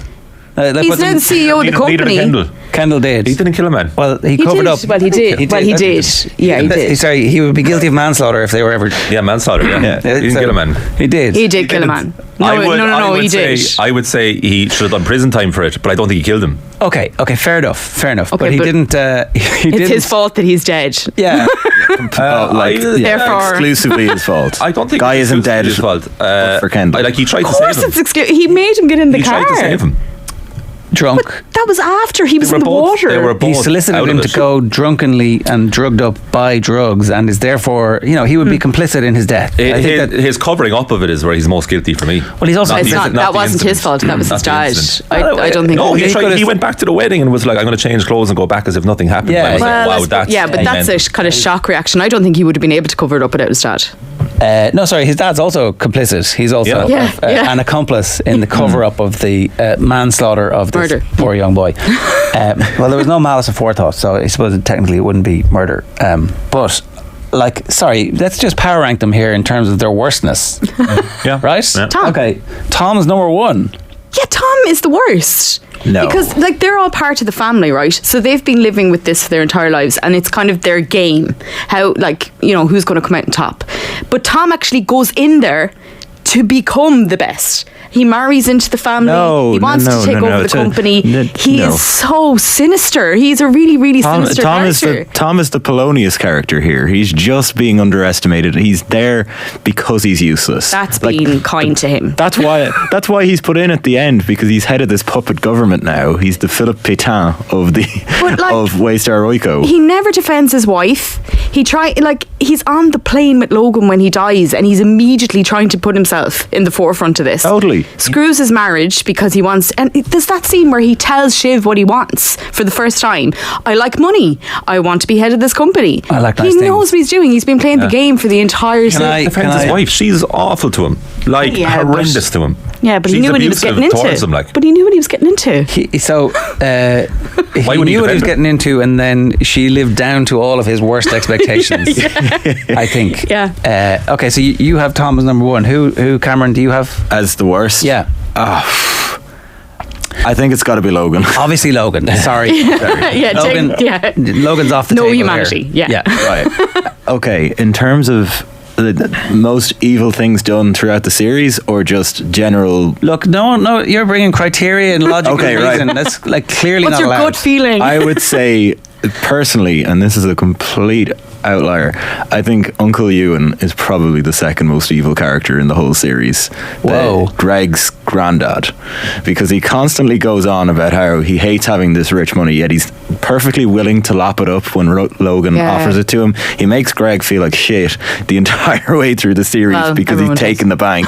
Well, exactly. But he is the biggest hypocrite in the entire series because he pretends he's living this hermit lifestyle, even though he's sitting on what, like $250 million? Yeah, but he votes against the deal at the end, which I thought was interesting. Didn't get his percentage shareholding. We never found that out, did we? No, I don't remember. So he does have that great line about how Logan Roy and by extension Rupert Murdoch are some of the worst humans that have ever lived, and the damage that they've done to all of society by denying climate change has been, I think that was a really brilliant moment in the whole series where you, so this is because I remember we were talking about this, it might have been during lockdown, and Daniel Harris was making the point, this can't be one of the all-time great TV series because who cares about what happens with this company. But actually the power of those massive companies to twist the news agenda and to incite The hatred. presidential election. Well, like that was obviously like fake, but the stuff about climate change and all the other hate and bile that they spread through Fox News, through the New York Post, that's real. Like that's all just cut and paste from real life and put it on the screen. And Uncle Ewan had the bit where he just 40 seconds of absolute takedown. I was like, but can still take his coin. That's it. He's a complete hypocrite. But it's, sure. Maybe he, like the way the companies work, someone has to be at the boardroom going, that's wrong, you're all evil, you're scumbags, I can't believe you're doing this. At least there's a tiny semblance of a voice. And giving all of Greg's money specifically to Greenpeace was a genius move. That was one of the all-time great. Can I like sue Greenpeace? Is there a way? I forgot about that. That was come on. So I actually shape the children. Comedic effect. I think Uncle Ewan. That'll do, pig. That'll do. He's one of my favorite characters. So, of the kids, of the potential successors, Cameron, you neatly sidestepped. Of the potential successors, Kendall. Definitely. He's the worst. Because he opens the floodgates. It's why, like, my fifth favourite character is Jess, because she's like a moral compass for Kendall throughout. She sticks by him when she thinks he's doing right. Jess and New Jess. Yeah. Jess and New Jess, exactly. And then when she leaves, that's kind of an indication that that's the depth that Kendall's sunk to now at this point. Yeah. He's abandoning his own daughter, and even Jess is starting to walk away. Okay, this guy is too far gone, I think. So I think he is probably the most evil. He ultimately has the say. Like, Roman is terrible, and that's undeniable, but Kendall ultimately has the power. I don't think Roman's terrible, actually. You don't think he's terrible? No, I don't think he's terrible. I think there's humanity down in there. Sex pest? Yeah, look, there's loads of problems. I'm not saying that. Workplace sex pest? He just, that whole, like the scene in the boardroom where he realises Jerry's there and she's going to see him. I thought he was going to break into the Joker for a couple of minutes. I was like, what's happening here? He was just like, I don't want to see me like this, my scars. He's so in need of love. He just wants somebody to love him, and I genuinely felt sorry for his character. He literally presided over a huge explosion of a satellite. Amazing. And just washed his hands, literally washed his hands immediately after. How do I cover this up really quickly? Just a few missing thumbs. It's fine. That's a good line. I've been sitting here listening to all your candidates, and I can't believe we're not agreed on. I think by far the worst person is Roman. He is a terrible person to other people. He is awful. Like the very first episode, the check with the kid and rips it up in his face and laughs at him. That's a great point. The explosion, I totally forgot about that. Overseeing Mencken getting in as president. That's kind of the worst. Not caring at all of all about the what things happens that with they the did country. the bit where it's like, and then when the fascists in charge. And the one thing with Shiv is that she actually, like, her political leanings are relatable in some way. She actually is kind of leans blue a bit, and some of her points, you're kind of on board with her. And when she's like, I really do care about this country, I question that. But then Roman's response is like, who cares? Who cares? Like, he'll get in, it doesn't matter, we'll be grand, who cares? He is awful to everybody else outside of his own family. The only reason he manipulates the viewer into feeling sorry for him is because he's terrified of his father. And he's a victim of physical abuse. Yeah, that's it. And so he cowers. And so what's the instant reaction from one human to another when someone cowers and they're very vulnerable? It's like, I feel sorry for him, he's a teddy bear and he needs a hug. But he wouldn't even think twice about crossing you. Not even twice. Whereas Kendall, they're all terrible, but Kendall at least would hesitate before doing it, just like with Mencken, when he's like, I really shouldn't be doing this, I will. I mean, Kendall's not a good person, but at least he wrestles a bit with morality. Like, he wins, morality loses all the time, but he has a fight. Roman's like, I'm not even getting into the ring, I don't care. He's completely broken, and his father dying is the end of him as a person. The counter argument to that is that he's just realistic and he lives in the real world where the other ones are pretending. Which makes him worse again. He actually has self-awareness and he's still like that. Michael John Harris says Jesse Armstrong's stage description for that scene with Shiv and Tom in the car at the end was like 2 bombs being transported. How amazing is that, lads? Yeah, I can't wait to actually, because I've ignored almost everything until finishing the last scene. I know nothing. I heard bits about how they all hated each other. Or, sorry, they didn't all hate each other. That the actor who plays Brian Cox? No, the actor Brian Cox was explaining that he hates Jeremy Strong. Jeremy Strong is Kendall. Yeah. And is a significant method, gets deep into it. So I only tangentially knew about this because I didn't want to read anything, because there's always a nugget of a spoiler somewhere along the way.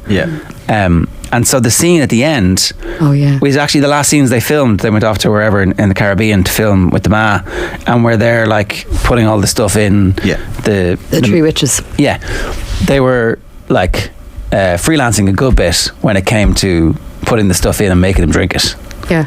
And they were like, and there's a scene on the beach where they're bitching about how much they hate him and how they'd love to drown him, and they weren't acting. It's an impression of they weren't acting. It's the actors doing an impression of Jeremy Strong. But apparently he finished his work on March 1st and has just not been in touch with anyone from the series since. He's just like, that's done, that's finished. But he also, the scene at the end where he's like looking into the water, he ran into the water when they said cut, and the guy who plays the security guard had to like run in after him because he was like so in character. He wanted to see what it felt like to run into the water because he felt like that's where the character was going. So they said cut, he ran into the water, your man had to like pull him out. Mad. That is mad. It is mad. It's very unfair. Yeah. I think that he was gonna spend his $2 billion that he was just like downloading the next time he went to the bank. Yeah. I think that who do you think is the worst then? I don't know. I think that there's like the Holy Trinity, indivisible, God the Father and the Holy Spirit, as St. Patrick taught us, that they are indeed all three of them. Like bad as each other. I do think that Roman killed it. Like with this is all bullshit, we're bullshit, we're not serious people. Like that's the echo of his last words his dad said to them. No. Sure, he was in contact with them afterwards. He was in contact all the time. As a group, maybe. But what a way to end it. No, did they not have the karaoke session after that? No, that's during the karaoke where Connor sings what famous Blue Raincoat by Leonard Cohen. You're not serious Connor. People was actually. You're not serious. He walks away and then that's the end. He has text conversations with Roman, but that's it. Doesn't he call Roman? He calls Roman to tell him to fire Jerry. He does. Oh yeah. But as a group, like that's his parting words to all of them because they won't listen to him. I thought You're Not Serious People was the night that they came in and said, "Oh, we've got control of the company." He's like, "I just gave your mother's boyfriend the place in London and completely rewrote the constitution of the company." The last episode of the previous season. This is very early fourth. And season. Is that not when he says you're not serious people? Yeah, that's the very last thing he says to them. It's in that dimly lit bar, and he goes into the room and he's like, "Can we turn this down?" And they're like, "No." He's like, "All right, I'll just say it here then." He actually misses them at his birthday party. He walks around and he's a bit like, "Oh, my kids aren't here." I remember he walks around, he's asking like Carl and Frank, who by the way are great and they should have their own spin-off. Yes. He's asking them, it's like it's a bit heavy in here. Anybody have some jokes? Because he really misses his kids. He really misses Roman. He really misses like what he's done to them. The let's do the roast thing. Yeah, it was good. Oh yeah, it's like Nobody else will understand them. also that scene when Brian Cox is doing the losing presidents backwards, and then Carl sings, and the kids are watching on and they're crying. Like, I feel like that was just the actors hanging out, and they filmed it, and it was like, this is actually brilliant. We can use this. It was excellent, and you can see how Logan is so charismatic there, that he's built this empire, because as evil as he is and as horrible as he is to other people, he does have that charisma about him that you actually kind of want to hang around with him. Because when he's not being abusive, he is entertaining. I think it's America. He made everybody money. That's all that mattered. Yeah, but you can also, a lot of people make a lot of people money, but this guy has a way to manipulate people. Yeah, what I felt about that scene actually is that the same thing I felt about them all the way through. No amount of money is going to correct what's wrong with these people. You know, they're just so broken, and nobody loved them. Like, they're like, we haven't even talked about their mother. Like, their father is like one of the worst people ever. Their mother, who needs to be the person in their life that looks after them and takes care of them. That's one of my favourite episodes. Is the one where they go to England and Logan brings Kendall to the house of the boy, to the parents, because they're going to sue because they're blaming. God, yeah. And Kendall's sitting in the kitchen stewing while the kettle is boiling in the background, like he's boiling and brewing, and he's not privy to anything that's going on in the room beside. And then he goes back to the mother, and she's like, bit heavy for this time of night, maybe over an egg tomorrow morning, and then it's gone. It's incredible. Such good TV. Yeah, she's a horrible person, but it's amazing. Didn't he then go back and put cash to the door? Yeah. Yes. God, it's gone back. What a scumbag. It does. Here's the money that for your dead son that I could have told you all about straight away, and maybe. That's what I mean. That's what he does. Like, that's his morality conundrum he has all the time. This is how I'm going to fix it with money. They've had nobody to guide them. They've had nobody to show them how to be proper human beings. I heard someone as well when they have the fight at the very last scene when Kendall tries to break Roman's face and then Shiv gets involved. Yeah. Someone said, do you remember Shiv said at the funeral, the eulogy, that when we were kids we always used to mess around the office and be terrified of him, and it was like that's probably what they used to do as well when they were kids. They haven't grown up. And he'd go out and scream at them. But that's completely his fault. It's all his fault. Well, they bear some responsibility, and at some point they are. But he's so overbearing. I mean, everyone's responsible for how they turn out themselves, but he's so overbearing on them that they hadn't the hope. They always went back to him. This is what I could never understand when you're watching it. Yeah, Stockholm syndrome. The actual episode where he died, I actually turned around to Mick and I said, I can't continue to watch this if this is just, you're next. Yeah. No, you're next. No, you're this person. No, it's you. And then when he died, I was like, oh, great. Now we actually have some kind of a focus on what's going to happen here. And who ended up the happiest? Connor. Because he never really got involved. Yeah. I always thought there was something more with Connor. I always thought there was something darker with him when they had that botched intervention with Kendall at the end of season 3 in Italy, and he reacts when Kendall says, I'm the oldest boy, and he's like, you're not the oldest boy. And then he says something about his own childhood, like how he didn't see his father for 3 years, and then he storms off. He ends up being the most satisfied with life because he never got involved. And also Logan had zero time for him. They all had zero time for him, particularly Logan to Connor. No. Yeah? Connor is taking the piss out of him in that video that you thought was staged. Yeah. Connor is allowed to take the piss out of him because he's not a threat. Yeah. Connor's not a threat. Logan had time for him. I think in his own way that was the only relationship where there was some kind of reciprocal love, because you're like the happy clown of the family, but you're absolutely no threat. He gives him all the money for the presidential election. He calls him a joke. He says, you're embarrassing me. Yeah, but that's what he thinks about everybody. But he doesn't even look at Connor. He looks through Connor. Even in that scene, he's not even looking at Connor when he does that. He lets him away with it. He thought he likes having him around. That's how little time he has for him. He's like, I'm not even going to bother with you. He's completely ancillary to the whole family, which is why he calls him Pop instead of Dad. I think there's I think that there's like an acceptance of like, okay, I'm allowed to have these people. It's why Greg is allowed to continue being around as opposed to Greg is a threat. Greg is lethal, like. Well, Greg is kind of operating on a different level to everyone else, to be fair. Greg is also one of the all-time great characters, and incredible performance. Like, if he goes on to have a Sacha Baron Cohen style career, I wouldn't be terribly surprised. Yeah, him or Nathan Fielder. He reminds me. What's the political slogan that he and "We here for you"? That's so funny. That's brilliant. But so many good. Them trying to decipher that is hilarious. When Caroline is going through Tom and Shiv's wedding, and she's like, "How long do you give it?" and his immediate reaction is there doubt afoot? That is my favourite line in the whole show. Yeah, I loved when him and Tom are like locked in the room, like throwing stuff at each other when they think there's a bomb threat. It's just so good. Like that window's big enough for an attack child to come through. The only thing about Kendall too, the very first episode of season 2, he's whipped out of rehab within 48 hours, right? That's probably one of Logan's most evil acts.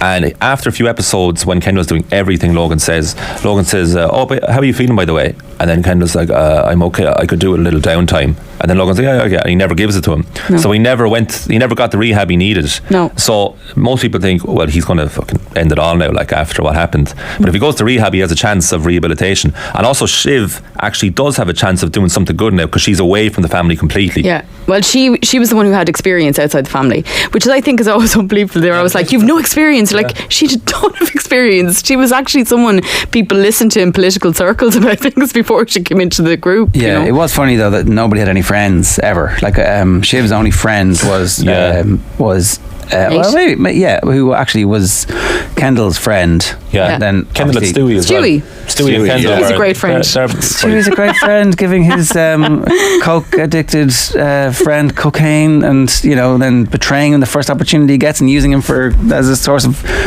gossip to trade in Wall Street. Friends like that. Who needs enemies? Sticks around though. Good theory. From I can't remember now what it was on, but there's your alarm. Sorry. So Tom is basically the American hick version of Logan, and that Shiv, part of what's going on, part of the thing here is that she's ended up just marrying her father. So Logan and Ewan come over in the boat, huddled, silent, waiting for the Nazis to kill them. And then he's the gauche kind of outsider who marries into the aristocracy and gets credibility by making money. And that's exactly what Tom has done. And the theory was she thought she was the outsider, but Tom is the outsider because she went and joined the Democrats. It's like, wow, I'm the rich. I'm funneling our money into the Democrats, and my brother is funneling the money into the Republicans, and we're wielding our power that way. Oh, what an outsider I am! I'm for the little guy, the rich Democrats.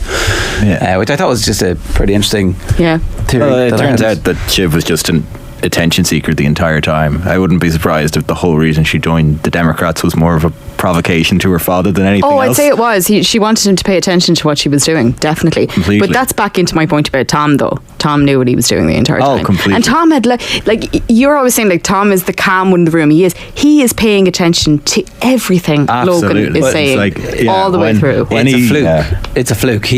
It's a fluke. I don't think it is. I really don't think it is. I think there's something that snaps in him after the scene on the balcony. No, after the tribunal, when they're going into the cruise and stuff, and they see how and they're going to go to prison. Yeah, and he sees how willing they are to just let him be a corpse knocking at their hull.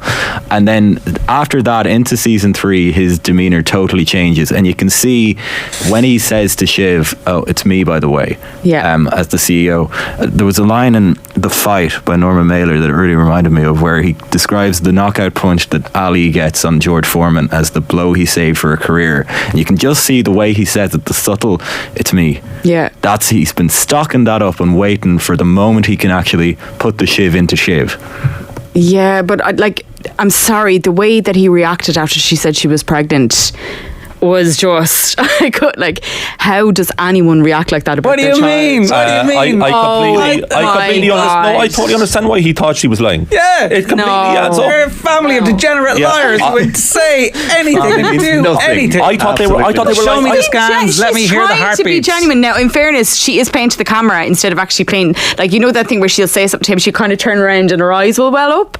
But no, why would he believe her? Sorry, there isn't even a flick of oh my God, you know, he doesn't. It's straight away. Are you lying? Like that's coming from. She's so manipulative. Like she's. So I didn't believe Logan was dead. Like I thought they were joking. I thought it was a strategic. Oh, so did I. Yeah, I don't trust any of them. Yeah, I kept thinking he was going to come That's what Tom's doing the whole way through that scene. He's basically giving them all the information except the one thing they actually want to know is whether he's alive or not. Otherwise, he's irrelevant. But he's loving the power of it. That's it. He's irrelevant as soon as he tells them the power of being able to tell these people that their father is dead. I thought Kendall was going to die when they made him the king's meal. I thought the worst in every scene.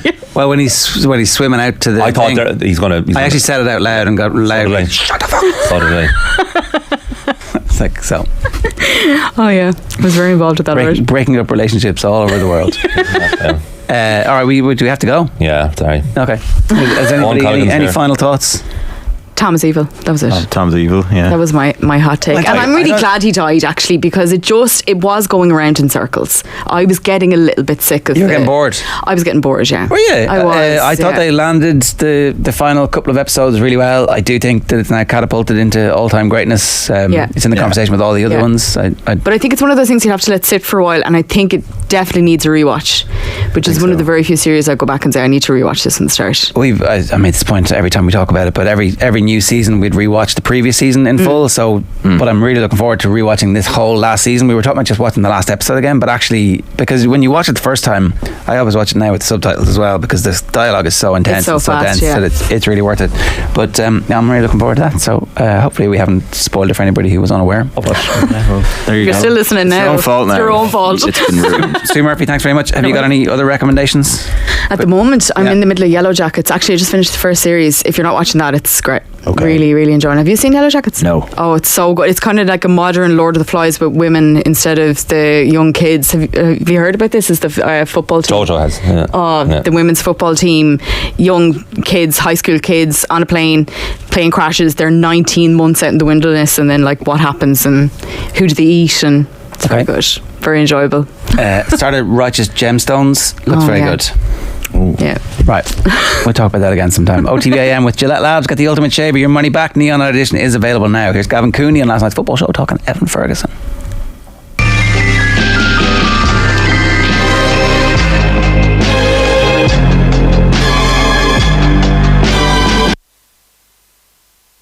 So sorry, to wind in the tangent, the best sports drama show series, we got nothing here. Ted Lasso is about the best anyone managed. Dream Team's better than that, surely. I put Friday Night Lights across and you just disparaged it. Dick Moran used to go to Greystones games in Glen Road. Does that count?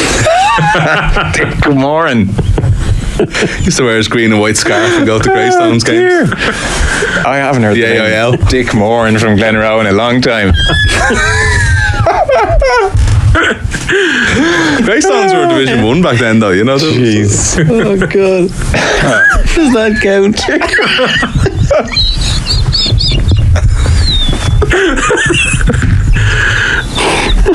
You've now started an argument over his Glen Rowe even in the top Irish TV shows. Oh, Jesus. All right. Break. No. Pete, don't go to break. We've got the thumbnail sorted with Dick. Okay, I'm back. Dara has sent in an email. Question for Joe and the lads for the tangent. Oh, excuse me. Yeah. Okay. Right, it's 6 minutes past 9 this morning. Thanks very much for your patience as we talked about something that maybe we didn't want us to talk about. Shane had his fingers in his ears the whole time. Literally. They're scrolling through the YouTube going, please, nobody in the comments. I think everyone was pretty good. Managed to avoid it this far. My algorithm doesn't show me anything Succession related. It's because I don't search it. I try purposely not to. Oh, I muted all the words. Yeah, I think I did that as well, actually. But you see the odd photo still pop up somehow, and you're just like, nope. Nothing worse than a spoiler. Larmer's our only player with X Factor that has top end speed. Balakoon 2 Hodnett's our best alternative at 7. 2 glaring omissions, says PWGC. It's actually 3 omissions. Did Leinster win that with Sexton and James Ryan? I think probably, says Simo. You're never going to have your full team. That's the thing. You've got to mend and make do, particularly in championship moments in big games. I think it's going to be a long, hard period of reflection for Leinster. Their only hope can be that some of the new talent coming through is better than the old talent, and it might be the case. That's the eternal hope when you have a production line like Leinster do. Some highlights on the OTB Podcast Network for you today. The football show. We played you a clip from that a little bit earlier on. It's excellent stuff. The Hurling Pod obviously is available for you now, and we want you to subscribe to the news round in the OTB Daily feed. That way you can get your daily fix of news with Joe and Mick and Richie every day immediately after the show. You can follow Off the Ball across social and subscribe to the OTB Podcast Network after the ads. Owen Colgan's You Had to Be There. During the ads, the latest clip from the Koi Gig podcast in association with Cadbury FC, official snack partner to the Republic of Ireland women's national team. Back after this. You're listening to OTB AM.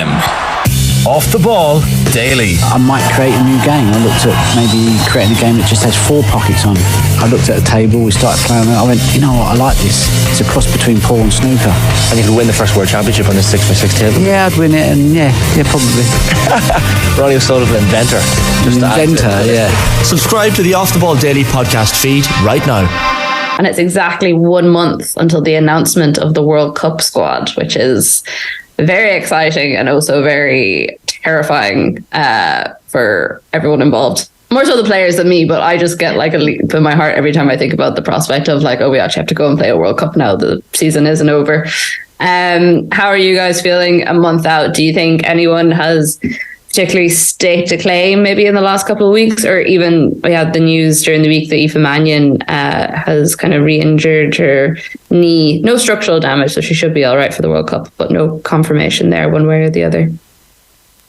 Well, I think that the fact that it's only Aoife we're talking about and hopefully she'll be all right is great. That was, for me, the first thing, especially in the last game. All I kept thinking of, no injuries, please, no injuries. And there weren't, which is fantastic. And also the girls who were injured for long periods of time have all come back. So Vera Pauw is actually in a great position. She doesn't have to worry about anybody. But also a difficult position because she's going to have to make some difficult choices. So I think, firstly, it's great. Everybody's fit. Most are playing, not everybody. So it's looking good so far. But I think it's going to be really interesting. I mean, there's a few rumours here and there, and I'm just looking forward to see who gets in, really, and who doesn't, more than anything. Yeah, I think the tough choices have been made. So when we see the provisional squad that goes in, I think it's around the 12th that they're going into camp. Yeah, that's the 12th, I think. So we'll get all of our shocks and surprises then. OTB AM with Gillette Labs. Get the ultimate shave or your money back. Neon Night Edition available now. It's so unexpected. It's one of those you had to be there moments. You had to be there. It subsequently genuinely did change everything about my life. You had to be there. Okay, it is one of our most popular and favourite slots on the show. It's You Had to Be There. Our guest this week is Owen Colgan, who is obviously a comedian and a fitness expert.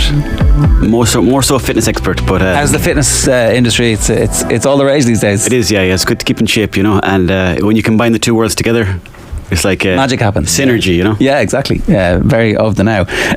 Before we get into your list, which is brilliant, you're busy at the moment. Got some gigs going on around the country. I'm in Mullingar tomorrow. I was in Derry last week, and go within in a few weeks' time as well. So you're doing the bypass the whole time on your own? Yeah, pretty much. Yeah. We kind of at the beginning of the Hardy Books, we all like did the show together, but then because everyone's busy with their own stuff, that we just decided we start doing our own stuff. You know. Okay, so you've got a full hour of comedy. Yeah, a full hour of comedy. Yeah. That's tough. It's tough, yeah, definitely. But the only way to do it the only way to get good at it is to actually go on stage and do it, you know? Yeah. Because you can practice as much as you want at home, but you need the people there to get the reaction. Because it gets to a point where if you're at home going over all your material, you think it's no good anymore. You don't even know what's funny. You're like, people aren't laughing because there's no one there. Exactly, yeah. So it starts off, you're like, oh, this is funny, that's funny. You start putting it all together as a story, and then you try to put a narrative through the whole thing. And then at the end of it, you're like, I don't know if any of this is funny. And are you like a student of comedy history or that kind of stuff? Or I wouldn't. When I started off, I wouldn't have been at all. I would have just because it happened. This career of mine happened by accident with the Hardy Books. So just fill people in. What happened? So how did that happen? Well, I was working in Galway, and the lads were working in different parts of the country. And then what were you doing? I was working in Easton's. Right. Out the back tagging books. Right. Yeah. And do you a good deal if you want. Yeah, happy days. Love reading it. Tagging books and talking shit in the back room. Pretty much. I was hanging out with the security guard the whole time in the back. And there was another guy that worked in the back. He was always obsessed with World of War. You know that game World of War? Yeah. He kept on about it every day. And I was like, I have to get out of here. So Eddie Durkin and the Viper, those two fellas, they were doing like a school project. So they said, "Oh, come to Mayo for a weekend." And how did you know them? I knew Eddie Durkin. I'll just stick to their like acted names because that's probably handier. I knew Eddie Durkin through French Toast because I used to go to school with French Toast and play football with them. Okay. So he's like, "There's this new lad in town," and this lad landed up with like long red hair, and I was like, "He's a lunatic." So we kind of started all hanging out together, and then they were doing a school project in Ballyfermot. Right. So they had to do a weekend project, and they just said, "Do you want to get involved?" And I was working at the time. I was like, I don't want to be tagging books all my life. Not that there's anything wrong with that. Like, no, good trade if you can get it. Yeah, so exactly. That was the birth of the Hardy books. Pretty much, yeah. Well, the lads had already filmed a pilot, but then they went and we filmed like another kind of extended kind of demo pilot. Right. So then got myself and Salmon and different characters involved, and it just took off from there. Then, you know, it seems like it was a giant success straight away. Maybe it seems like that in hindsight, but I don't think it was. There was a lot of time in the middle where like we were hanging around like for weeks going, what's happening now? Do we keep doing this as a career? Or because none of us really knew what we were doing with our careers at that time. So it just kind of took off from there, you know, and then we started getting a few gigs here and there. And the first gig we ever did was actually in Castlebar. Right. You might know Castlebar. Yeah, Jesus. And the five of us went up on stage, but like we didn't really know the etiquette of stand-up, so we just all started delivering our stories at the same time. And we were like trying to kind of get on top of each other with delivering the stories, so the crowd was like looking on with a lot of confusion, you know. Okay, yeah. But that was part of it too. That's how great things start. Exactly. In a bit of chaos. Yeah. You know, you need to take the chance as well. Where did Buzz come from? Where did the name Buzz come from? Eddie Durkin. I think he was doing a prank call one night, and the fella goes, "Who's this?" And he goes, "It's Buzz McDonnell." So then the name just stuck from there. And then about a week later, we were doing another prank, and the fella goes like, "Who's this?" And I said, "It's Eddie Durkin." And then the two names just kind of came from that. So just random names, you know. Yeah, Billy Buzz McDonnell. That's the name I go by. Brilliant, isn't it? How do you look back on that time now? I look back at it as a great like kind of diary of the friendship that we had, because I can see not just the messing we did on camera, but I can see how we were getting on at the time too, and we were hanging out all the time. So you know, there'd be periods where we'd be like, I'm sick of hanging out with that lad, or there'd be other bits where, you know, you kind of know how you're feeling in your life at that point as well. So to have it on camera is great, you know. Yeah. And I didn't think people would still talk about it, but the fact that they are, it's a good sign, I guess, you know. And the fact that you are now, that's who you are. You've become a comedian. Yeah. Off the back of it. Definitely. Yeah. And it's strange, you know, because I never really thought about doing this as a career, and then it just kind of happened by accident. So I'm kind of going with it now. So I'm kind of envious of people who were like, when I was 10, I knew exactly what I wanted to do.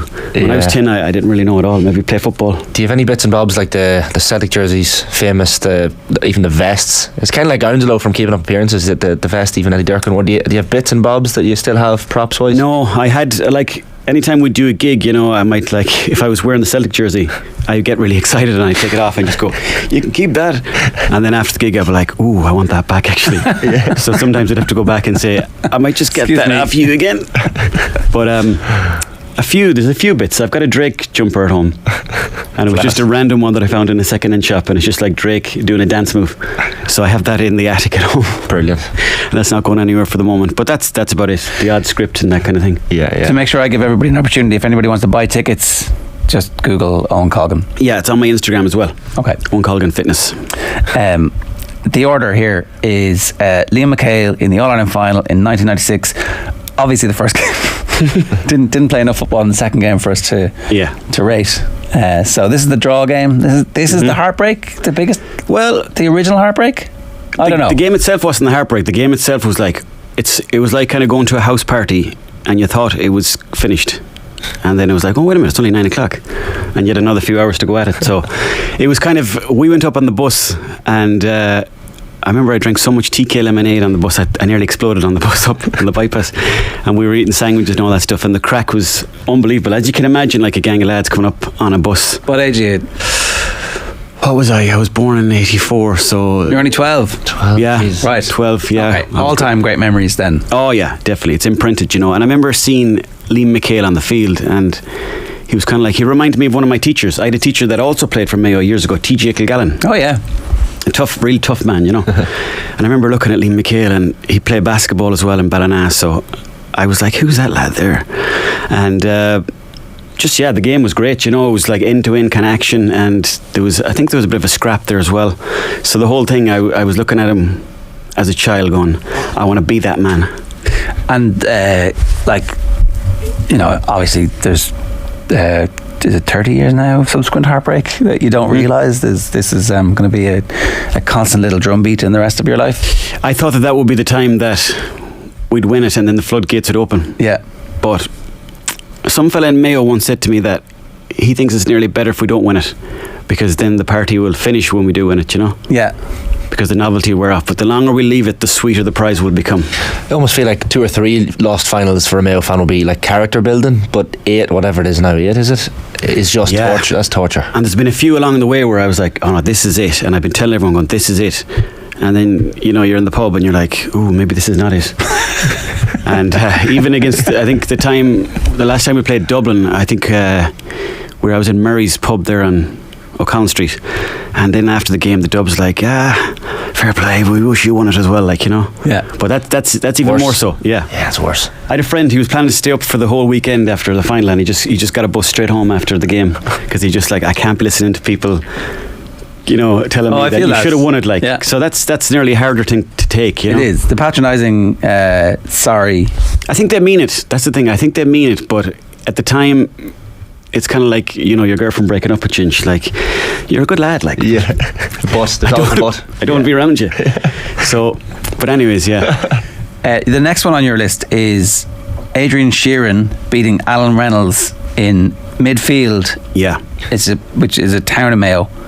It's like a village, you could say, yeah. Right. It's a fight. It was an organised fight. It was at the time, yeah. It was an organised fight, and Adrian Sheeran was like a All-Ireland boxing champion. Right. And the venue was called Julian's, and it was like a massive disco.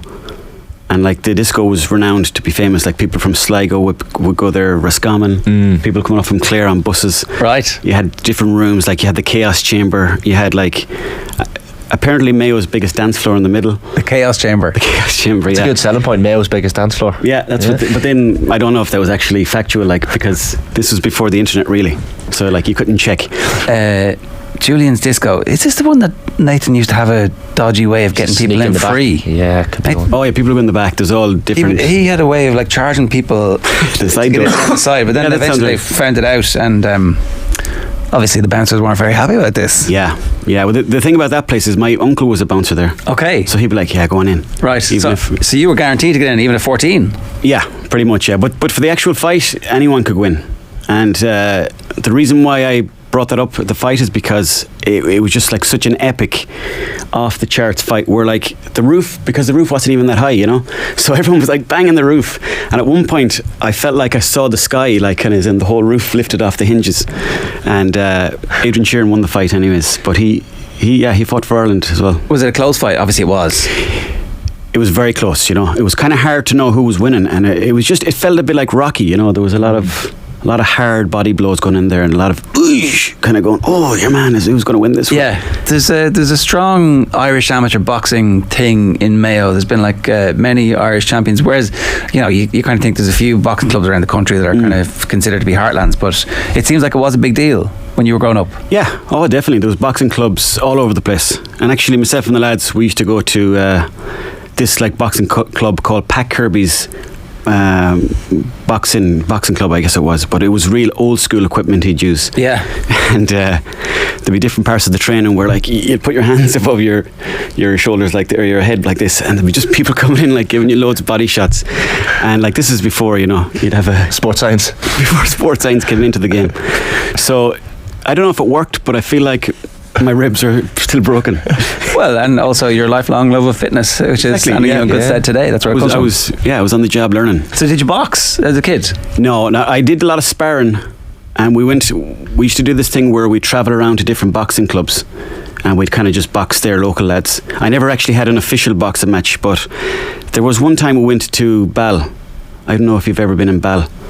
It's a lovely, like, big town there, but in Mayo. But we went down there anyways. But I remember going in there, and there was like a punching bag in the middle. It was really light, but the lads in there were like kind of punching it, and it was like swinging. So we were like, oh no, we're going to get destroyed in this place. And then we went into the ring, and yeah, I pretty much got destroyed in a local fight by some lad. And that was the end of that? That was kind of like, you know what, I might try and do something a bit easier. Which is scarier, stand up in front of a room full of people for an hour, or getting into a ring sparring with a big lad? I mean, from the outside looking in, the boxing would be a lot scarier, but getting up on stage for me is kind of scary, you know. It's kind of my biggest fear. That's why I'm doing it. Yeah. That's kind of one of the reasons why I continue to do it, because it really scares me to the point where I have to actually meditate or learn. I'm trying to learn how to meditate and do affirmations and all that, just so I can kind of counteract all the negative voices that I get in my head. Yeah. You know, so I'm also qualified affirmation expert now as well. So it works. Obviously, the meditation works. Well, I've only tried a small bit of it, but I definitely think it works. Yeah, like if I have a gig, we'll say in Dublin, what I'll do is I'll drive into Phoenix Park a few hours before the gig, and I'll walk around and I'll go, I am good, I am doing my best, I'm trying, you know, that kind of thing. Yeah, I guess if people have bought tickets, they're dying to see you, they know your stuff, they're familiar with you, they're already fans. Definitely, but in my mind, I'd be like, okay, they're expecting me now to be funny, and then what if I'm not? You know, what if I'm just a farce? You know, the kind of imposter syndrome. Yeah, but there's almost an awkward humour to buzz, so people like expect a little bit of awkwardness and definitely not non-perfect. Definitely, hour. That's that kind of works. I try to work that to my favour. Going, sure, I meant to fall on stage. There was one time actually I had a gig in Donegal. It was the middle of nowhere, and the stage was brought out forward a bit, and I have a projector, so I'm constantly pointing back to the projector, doing slides and stuff like that. But didn't I end up falling off the back of the stage? And the slide thing went like the an old cartoon. So people laughed. That was actually the biggest laugh of the night. And I was like, cheers. That's my new ending. Exactly. The last time we had you on, you were in Buenos Aires. And the line wasn't amazing, but it struck me that you were a well-travelled man. I don't know, maybe I just he is away when we want to talk to him. He is therefore a man who travels a lot. Just pure luck. Was it? Okay. Just pure luck, yeah. So Buenos Aires, I was there for the time they won the final. Yeah. So it was nuts. It was like Garrett Brooks on steroids. It was like there's a thought there. Yeah, exactly. Think about that for a second. Garrett Brooks squatting while on steroids.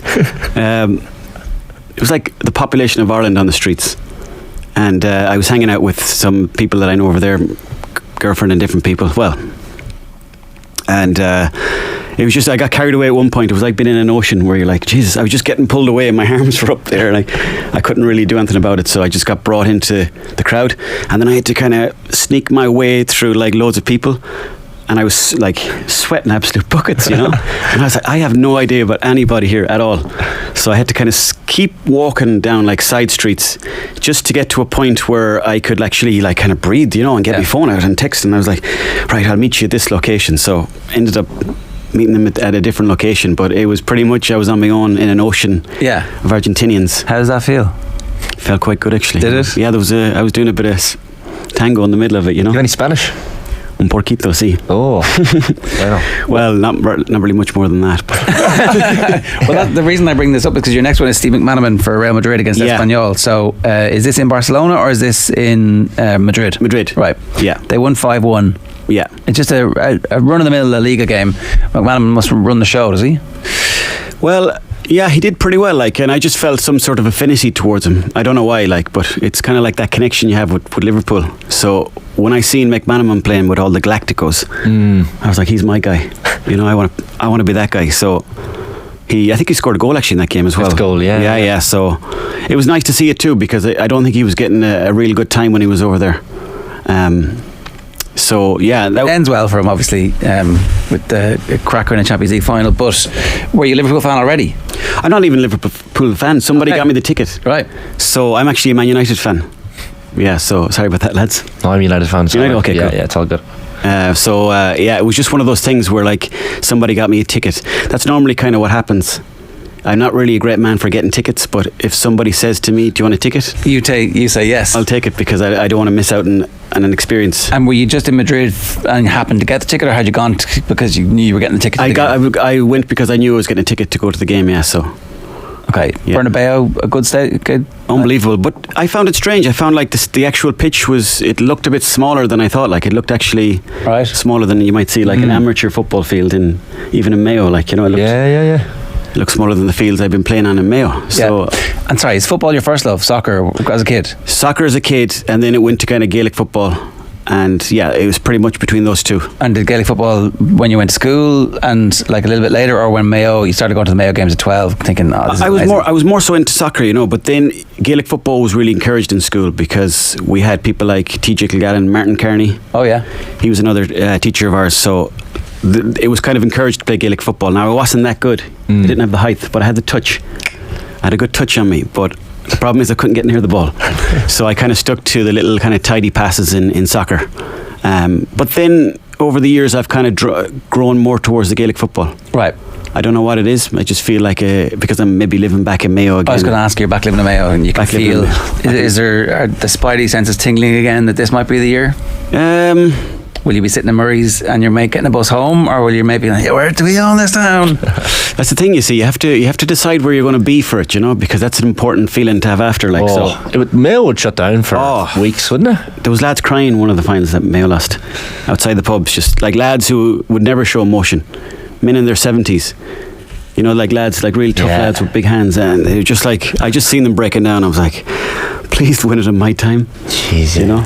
But I'll probably be in Mayo for the next one. It's a good story though, the constant waiting for it. Yeah, I mean, it kind of is, great to live through, I suspect. Maybe it is great to live through because you always feel alive. That's definitely, you know, and it makes it all exciting. It is always exciting. Yeah, and like your brand is, we are the exciting team who will, when we look like we're dead, we're not dead, and when we look like we're going to win it, we're not going to win it. It's like you never know. You on your toes. Exactly. Yeah.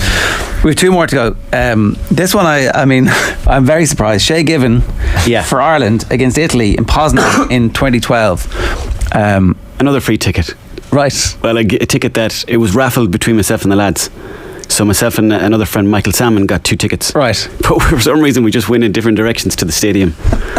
And we were in the stadium, and I was in a big bunch of like Irish, Polish people from all over the world. We're just like in the stadium shouting. And I don't really have good eyesight, hence I got the glasses. So I couldn't quite see what was going on. But I remember like, I was asking a fella beside me, and he's like, "Oh, Shay Givens after saving that one again." So I felt like his presence was very important to stop it getting hammered altogether. Yeah, I mean, that a lot of diving, you know. Yeah, tournament wasn't great. No, it wasn't great. No, but the atmosphere was amazing. We were actually over in Poznan at the time, over there doing a bit of filming. Right. But the next day we went to like this kind of water park just to kind of chill out, you know, and just to kind of relax and forget about the football. And myself and another lad were in this kind of spa like kind of jacuzzi area. And you know, there's different etiquette around the world for those kind of things. So we were kind of in a circular room, and there was a hose in there just with water coming out of it, just to cool you down. So my friend had the hose out, and he started spraying it all over the room. And then all of a sudden he was like, "What's that?" And then this like really big Polish guy kind of walked out of the mist, and he'd been spraying this Polish lad on the chest with water. So He found the funny side of it too, because he was a big dude. Yeah. But that certainly made us forget about the result anyway. Jesus, didn't forget something like that in a hurry. Yeah, but like the Irish fans at that particular competition, everyone was like, "You're Irish, oh my God! Yeah, I want to buy you a drink, or they want to spend time with you." There was a 24-hour sensation where everyone was like, "Oh, you can't be singing the Fields of Athenry at the end of the game." I was like, well, I mean, for me, the Fields of Athenry is like a horror show where you're mourning the loss of something terrible, and it's only appropriate when you've been hammered or you're trying to lift up a team who've been beaten. The Munster fans did it after Northampton beat them in the European Cup final in rugby, and the Ireland fans did it after that, and I thought that was quite appropriate. If Leinster fans had broken into it last week, I wouldn't have minded, because it's like, we still have your backs here. There was like, I thought I personally at the time, no, it's the undying support, you know. That's a patriotic song too, though. Patriotic, it's a lament at the end of it all. It's a lament for something lost, and we had lost our All the football matches. Badly. Let's not go into detail now. Exactly. And then the last one is Simon Zebo. This is a moment of exuberance to finish on Wales against Ireland in 2013. My brother got me a ticket for that, and he's like, do you want to go to this game in Cardiff? And I was like, I don't really know anything about rugby at all, but he goes, come on, sure, it'll be a bit of fun. And again, the eyesight was kind of struggling at the time, so I remember watching, I seen the Zebo flick, and I was like, what was that? Oh, I couldn't really get it, and I had to wait to see it on the big screen to like realise how good it was, because there was a massive kind of roar at the time, and that was amazing. That was the one and only rugby game I've ever been to. A lot of times the roar at matches is like, I think something amazing has happened. What was it? It's kind of and then you see it again on the big screen and it's ooh. Yeah, exactly. Yeah, you can digest it a bit better. But we went to a pub then quite close to the stadium after, and then we met some like Welsh ladies, and they were like, oh, go on, speak to us in like Irish or your Irish accents and all that stuff. So we were just chatting to them about the bog and fucking turf, and they were loving it. So I suppose maybe, I don't know, you might have some Welsh people down the bog. What were you saying about the bog? What would you say? Just kind of saying stuff like, oh, I love a bit of foot and turf, and there's a great drying out there. And they found that just like hilarious because they'd never heard any bog talk before. Wow. So there you go. So it was a good day and good night. Yeah, it was good. Yeah. Are we to assume that retrospectively now, all of these, there was also something else that happened, and like in, what was the name of the nightclub? Julian's. Yeah, good night that night too. Or the Poznan steam room. The great Poznan steam room incident. I'm married to like a Polish fella now. There you go. All in all, great times. Great experiences, and Well, thanks very much for sharing it. So, your next gig is in Mullingar tomorrow night, you said? Mullingar tomorrow night. Tickets still available or no? I think that one's sold out. That's in Columbia Bar. And then I'm in the Roisin Dove in Galway. And then Dolan's as well in Limerick. So it's kind of like a mini tour. And then I'm going to sort of add on some extra dates at the end of it. Okay, so for dates and fitness advice, get onto Instagram. Please do, yeah. Owen Colgan's, you had to be there. Thanks very much. Thanks very much. It's so unexpected.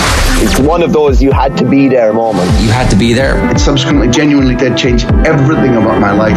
You had to be there.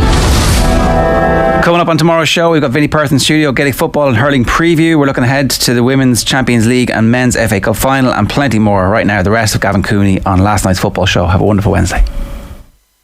Hey, Mr. Gavin Cooney from the 42 joins us here in the studio for the football show. Hello. Well, what's the crack? The crack, as you know, is that we've just been talking about Succession. Listener, unfortunately, for about an hour and a half. Nothing else. It is hard to snap back into this epic football season as a result. It was a real week of endings, Premier League season finally ended on Sunday. Succession ended for most of us at 2 a.m. on Monday morning. Finally seems to be the word most people are using about this Premier League season. Did it drag on for you? Did it feel too long? Or were you No, enjoying it? No, empires rose and fell during the time this Premier League season took to complete. It's because the World Cup was in the middle of it. And a World Cup in the middle of a season messes with our ancient rhythms. We're used to World Cups being the bookend of a season and then a long gap and a new season then beginning. So it's very weird to imagine one plonked in the middle of the season. And probably, like I was listening to your bit with Pat and Evan last night, we probably haven't factored in the World Cup, its impact, and the managers who have managed it best into the analysis of the season, just because everything before that World Cup feels like it was part of a different season. Yeah, very much so. I can't even remember how I felt post World Cup going back into the season. I think I was okay with it, but it was really just like World Cup final and then we're back. Liverpool and Man City played a Carling Cup game 2-3 days after the World Cup. Right, yeah. After the World Cup final. I like many of the players could have done with a bit more of a break after the World Cup, but here we are. You have come armed with Gavin Cooney's top 5 moments from the Premier League season that was. So I am very curious here. I suspect I will forget most of this. It took quite an inexhaustible level of research to try and remember these. Do you have a long list for your top 5 moments? Oh, is in honourable mentions and so forth that didn't make the cut? Yeah. Go on, because I did do a trick question with Pat Nevin where I asked him which of these happened last season. Yeah. And it's very, it's hard to remember. So give us some of the, without giving us your top 5, some of the lesser lights. Now, I put a lot less work into the honourable mentions, so a lot of these are backloaded to within the last month, I think. Andy Robertson being elbowed by a linesman. I'd forgotten that, yeah. That was completely chaotic, and then everyone kind of moved on from it. There was a lot of press support for let's not punish the linesman. Yeah. Roy Keane saying baby. Yeah. Well, look, that's Roy Keane being Roy Keane. That's fine. I think even he laughed at I've taken this too far. But like a lot of the broadsheets came out and say, like in the wider issue of referee abuse, etc., let's stand by this linesman. But like, what? I mean, they're two completely separate issues. Like, maybe Robertson said something horrible to the linesman, and if so, punish him for that. But like, the linesman did elbow him in the chin, and obviously Robertson made a bit more of it. But I think it was more shock than like. I mean, wait, what? Yes. Okay. Good one. Yeah. And a very buff linesman as well. Yeah. I mean, the 9th coming of Big Sam. 9th Premier League job, short-lived, unhappy. Never flourished or caught the imagination past that first press conference, really. And it was a hell of a press conference. There was a good press conference the week after where he talked about worrying about the incipient coming of AI. Remember that? Oh no. Yeah, no, he was talking. I think he did BT, like not BT Sport, but BT as a whole cut jobs or something, citing AI is able to do it, and he picked this up and said, "This is a major worry for me now going forward." And look, Big Sam has always been worried about the future. It's probably why he voted for Brexit. Well, I hope for his sake he hasn't checked the news today, because it's funny you said that just before you arrived. Yeah. Did we get the same push notification? I don't know, but BBC here. Artificial intelligence could lead to extinction. Yeah, experts. I got a push notification about that. Yes. So a bunch of experts, including the heads of OpenAI and Google DeepMind, have warned that extinction is a risk which should take global priority alongside other societal scale risks such as pandemics and nuclear war. And a bunch of very smart people, including some of those who are behind this technology in the first place, have signed this and said, yeah. So like, people will wonder why we've dedicated our lives to talking about Big Sam and this kind of patent panto that has become the Premier League. That's why. What else are you meant to do, lads? I will go back and check out that Big Sam press conference. So he got $500,000 still for his point. Yeah, look, I mean, good work if you can get it. He, I think, became convinced that the Leeds players basically weren't good enough to stay up. He's another of this. There's an emerging archetype in the Premier League of short-term managers who work as pundits really on those specific teams rather than managers. Obviously, Ralph Rangnick kind of set the archetype last season. Allardyce ended the season a little bit like that. Basically said, comes down to whether your players are good enough or not. And sadly they weren't. But still, it was nice for him suddenly for Allardyce to be catapulted into a main protagonist in the relegation fight and briefly in the title race. So obviously his first game was against Man City. Yeah. Jurgen Klopp pulling his hamstring. Yeah. There's a definite recency bias here. There really is. I mean, I also lashed in all of Nathan Jones. It's difficult to kind of to distill the best Nathan Jones moments, really. Just there's a kind of a general level of comedy around him, talking about his expected goals total at Luton Town. It was just like, I've compromised for these lads, but no more compromise anymore. And guy was out the door, and 10 days later. But may well be remembered as the only man capable of stopping Man City's quadruple. True. His Southampton knocked City out of the League Cup. And then that prank in the Match of the Day live studios. It was an FA Cup game, but the phone. Yeah. Danny Murphy was there. Murphy, I can't remember the pundits there. Obviously, Lineker was there. Handled it with quite a lot of grace, I have to say. I remember listening to Danny Murphy on TalkSport the next morning. just recounting the sheer confusion in the studio for obvious reasons. And are you watching that and are you putting yourself in Lineker's chair wondering if that happened on Virgin Media Six Nations coverage, how would I deal with it? No, but it's an interesting discussion to have, I suppose. It's probably something I should visualise and prepare for. If there's any mischievous researchers at Virgin Media who'll be on set listening to this.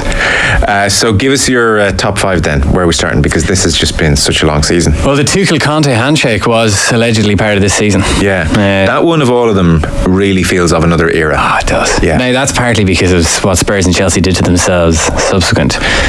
That was the 14th of August. Yeah. It was such a good game. You forget this. Like, I love this because it kind of sums up, well, why I am so addicted to the Premier League and so addicted to kind of talking about and listening to the various managers, because like these are like elite level managers, like the elite at their profession. These brilliant genius tactical minds, incredibly demanding personality, and they're while also being capable of acting as the biggest babies you'll ever meet. Because if you remember this game, it was one of those great games where you can see kind of the managerial tactical switches in game. Like Chelsea started with this back three with Ruben Loftus-Cheek out on the right, and he was kind of exposing the back three that Spurs had. So then Conte switched to a back four, and then that got them back in the game, and then Tuchel was like, well, I'll go to a back four, and then that got them ahead, and then ultimately Spurs were very lucky to draw the game. So you've got this high sophisticated art happening on the field, and then it ends with a Punch and Judy show on the sideline.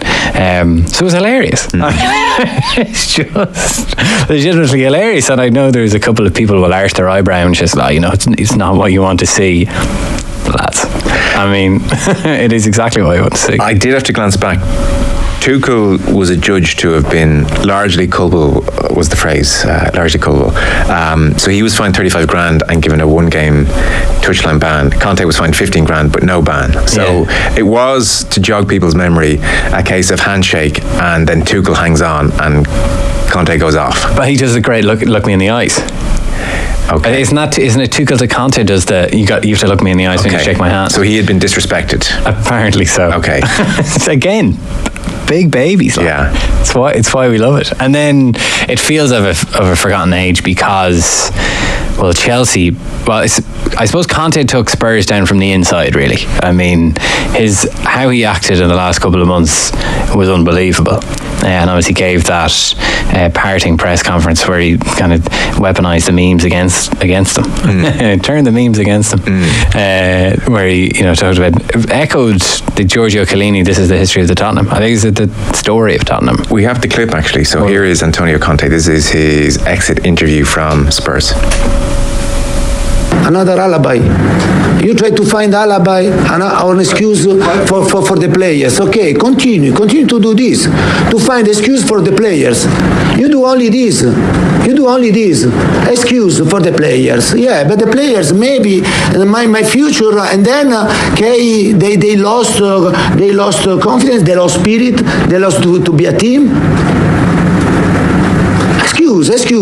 Try to protect every time, and this situation. Come on. We are professional. We paid. The club paid us a lot of money. The players receive money. Me receive money. You understand? Not to find excuse and don't have spirit or don't show the sense of belongings. Or don't show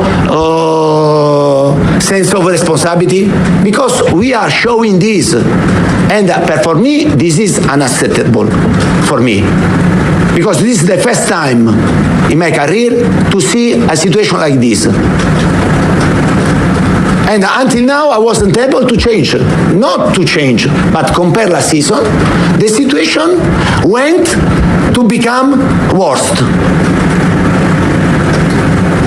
Why, Antonio? Why do you think it is like this? Why? I don't know, because they are used here. They're used here. Don't play for something important. Yeah. And They don't play. They don't want to play under pressure. They don't want to play under stress. Yeah, it's easy in this way.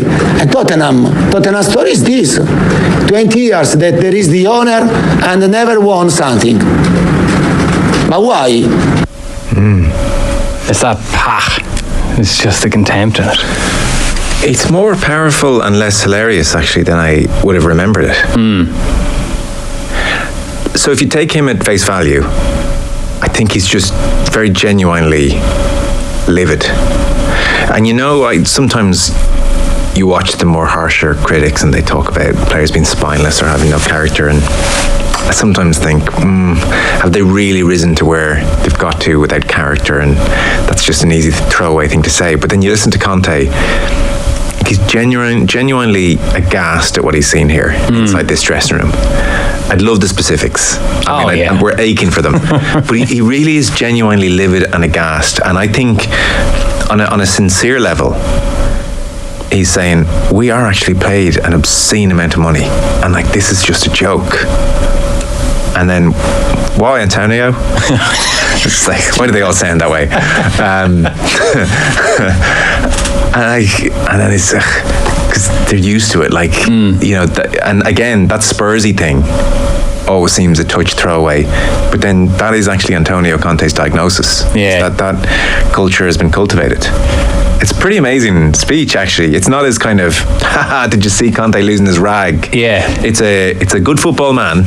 Yeah. Not to be too, but it's making a very serious point that these guys are just stealing a living. But I also don't think that the Tottenham manager should be going, lads, it's Tottenham. I mean, it was his job to do something about it. And if he can't do anything about it, fair enough. But I don't think it's right to go on and trash the players and everyone involved in the club in public. And that was his consistent trend throughout his time there. He basically had a lack of respect for the club and its supporters because he always felt that he was too good for it. Oh, you're very lucky to have me. Maybe that was the case, but I don't think he should act that way. He will admit himself, he's being paid a lot of money for that role. And then, you see Tottenham fans online be like, well, we'd really like Ryan Mason because he doesn't give off the idea that he hates Tottenham. I feel like that's a basic requirement for your manager, So I think that I think Conte got some sympathy from Spurs fans because of the content of his speech, because there's not necessarily anything wrong about it. I also think that he shouldn't be making it. I think it's his job to do something about it. Well, there's no doubt he knew that this is basically me resigning. Oh yeah. No, I don't think he resigned. I think he was be pushed, and if I remember, it was over an international break. Yeah, it was.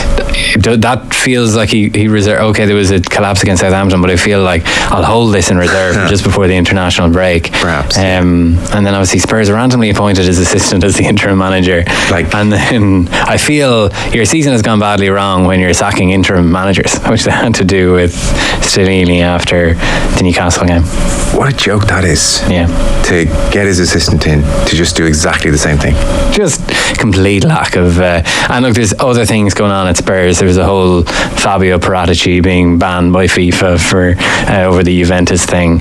But little things like Spurs put out this video of Paratici looking ahead to the summer and next season and talking about the season that was, recorded in a video that had about the same budget as a bag of cans. It was literally darkened room, phone up, you're seeing most of his neck, and that came out about 6 hours before he was banned from football worldwide and had to leave his job. So obviously there's the lack of direction there was seen in Stellini taking the job. There's a general lack of direction because your managing director is gone as well, or your sporting director is gone as well in Paratici. But just, Spurs in a very dumb Premier League season, so many clubs just, maybe it was the World Cup made it too long for them, but they just couldn't keep their decision making inside the guardrails.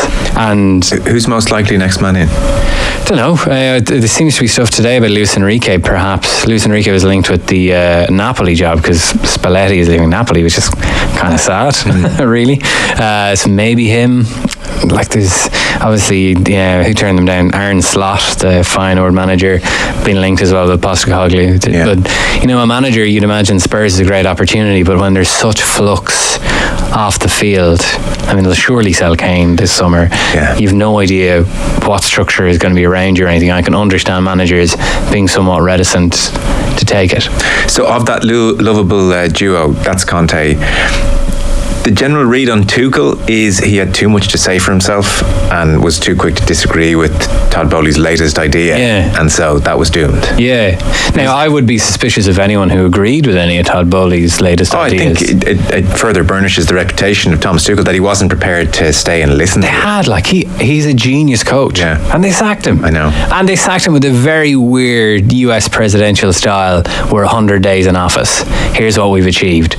We're just binned off the best manager we've had since Conte. And to the extent that his name is still sung at pretty much every Chelsea game. You know, like leaving aside the regard in which he's held by supporters, he's a brilliant coach. You're like, exactly. There's actually very few coaches out there who you can get who are better than him. Like it was an act of great self-immolation to get rid of him, but then it really just set the tone for the Chelsea season. Like it was. Considered the amount of money invested and the performances and results that we've seen since, I think it's the worst Premier League performance we've ever seen by anyone. If you just a kind of a pound for pound, to the point where it's actually kind of a bit of a disgrace, like how bad they've been. Oh, it's a disgrace. And their complete lack of interest. It's an abomination. It's the first. This season also marks my first interaction with amortization when it comes to players. So the logic, I think, people get their head around pretty quickly. Rather than give 50 million in a 5-year deal, just pay 10 million over 5 years, and that helps your financial fair play spreadsheet. So I get that. Now Chelsea have stretched that out to 7-8-year contracts, and they're pretty sure this is going to work. Football people who understand the inclinations of footballers around a dressing room smell trouble with this in a whole host of ways. I'm inclined to think their instincts might be right. I just think that if this was such a good idea, someone before Todd Bowley would have thought of it. Like, it's such a risk. Financial fair play being a relatively new thing. Well, it's been around for a while. Well, okay, being observed a relatively new thing. Been around for 10 years or so. Yeah, it's so risky, and like, this is the club of Winston Bogart. I mean, it's not a club culturally unfamiliar with people sitting on the bench collecting massive wage packets. And okay, you say, well, look, we'll put Mikel Mudryk on an 8-year contract, we'll pay the 80 million off, 10 million a year, and then he'll be a superstar and we'll sell him for 150 million, and we'll actually have made a profit. That works if Mikel Mudryk plays well and is worth 150 million in a few years. Like, you still have to pay him his weekly wage, and you're boxed into paying it for 8 years. Totally. Like, it completely underplays the extent to which in that industry, more so than, accountancy, where Mudryk might come in for his 8 years and punch in and do his accountancy and go home at the end of each day. In football, there are massive fallings out. There are managers who don't like the cut of your jib. There are losses of form in profound ways. There are, any host of issues which go wrong. You just wondered, did anyone kind of explain this to Bowley?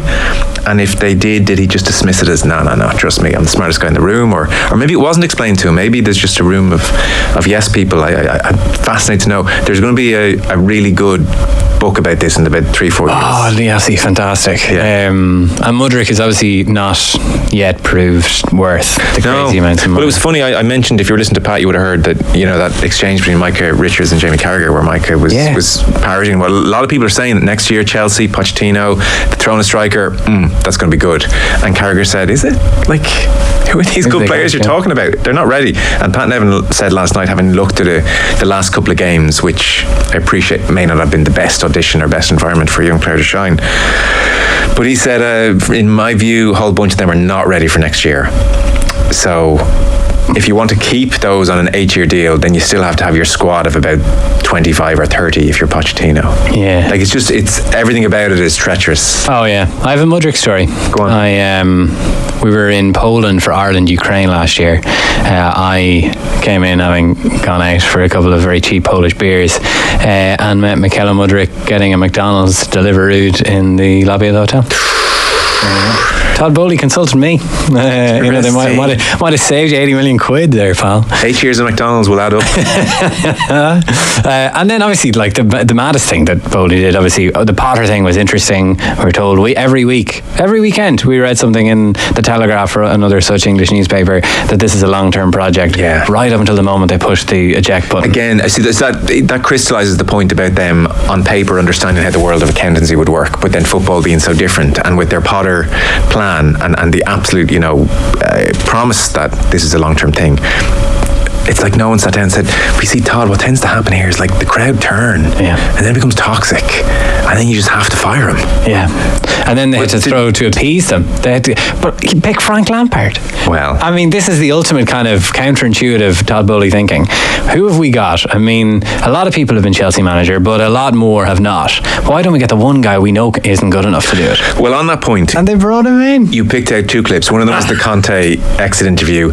The other, and I mean, no football show is complete, in my opinion, without Keys and Gray featuring. So they were talking about the situation at Chelsea. Explain this to me. Go on. One of the candidates is Julian Nagelsmann. Yes. What has he got that the legend that is Frank Lampard, the Chelsea legend that is Frank Lampard, has not? A guy that knows the club inside out. Yeah. A guy that Chelsea fans think the world of. What has Nagelsmann done? Okay, won Bundesliga, but he'd be hard pushed not to as coach of Bayern Munich coach. Yeah. But nothing else. No. So what makes him preferable, do we think? Is it because he is German? I know what you're going to say. Young? Well, Frank's young. Rides a skateboard? What is Nagelsmann? 38? 36? 35. He's 44, Frank Lampard. Yeah. Frank's got plenty of experience. He's coached that club before. What Nagelsmann makes him better? I don't know. They have a fixation, modern day coaches, and what modern day owners of English Premier League clubs have a fixation with a foreign name, a foreign coach, that they would be better. They're better equipped. They'll bring a brand of football that we can't produce by having British coaches, which is a nonsense, as we know. Of course it's a nonsense. But there can be no other reason then that Nagelsmann should be rated higher than Frank. Yes, he's won a Bundesliga title, but you're right. You'd be hard pushed not to be Bayern Munich. I will wager you any money that if Frank Lampard was the Bayern Munich manager next year, Bayern would not win the Bundesliga. Even if they go ahead and sign former Chelsea Lion Declan Rice, I'm convinced that it wouldn't happen. He's just a bloody good broadcaster, though. Oh, Keezy, yeah. Well, I was hoping you were going to say Lampard, because I feel like maybe that's the career that has to be ahead of him. Well, yeah, I wonder. I suspect he will go back into a TV studio until he gets his next job of interest and may just find himself. Lampard did say after a recent Chelsea game that he's going to have to pick his next job carefully. Just like kidding. 5 points. I hate to be the bearer of bad news. We've talked for far too long, considering that we've just done one of your top 5 there. Oh, right. So I'm going to take a very short break, and then we're going to blitz through your other top 4 moments from the Premier League season that was. The football show is, of course, brought to you by Sky, proud partner and supporter of the Republic of Ireland women's national football team. Back in 1 sec. Football on Off the Ball. With Sky, proud partner and supporter of the Republic of Ireland women's national football team. This is News Talk. OTB AM with Gillette Labs. Get the ultimate shave or your money back. Neon Night Edition available now. Off the Ball.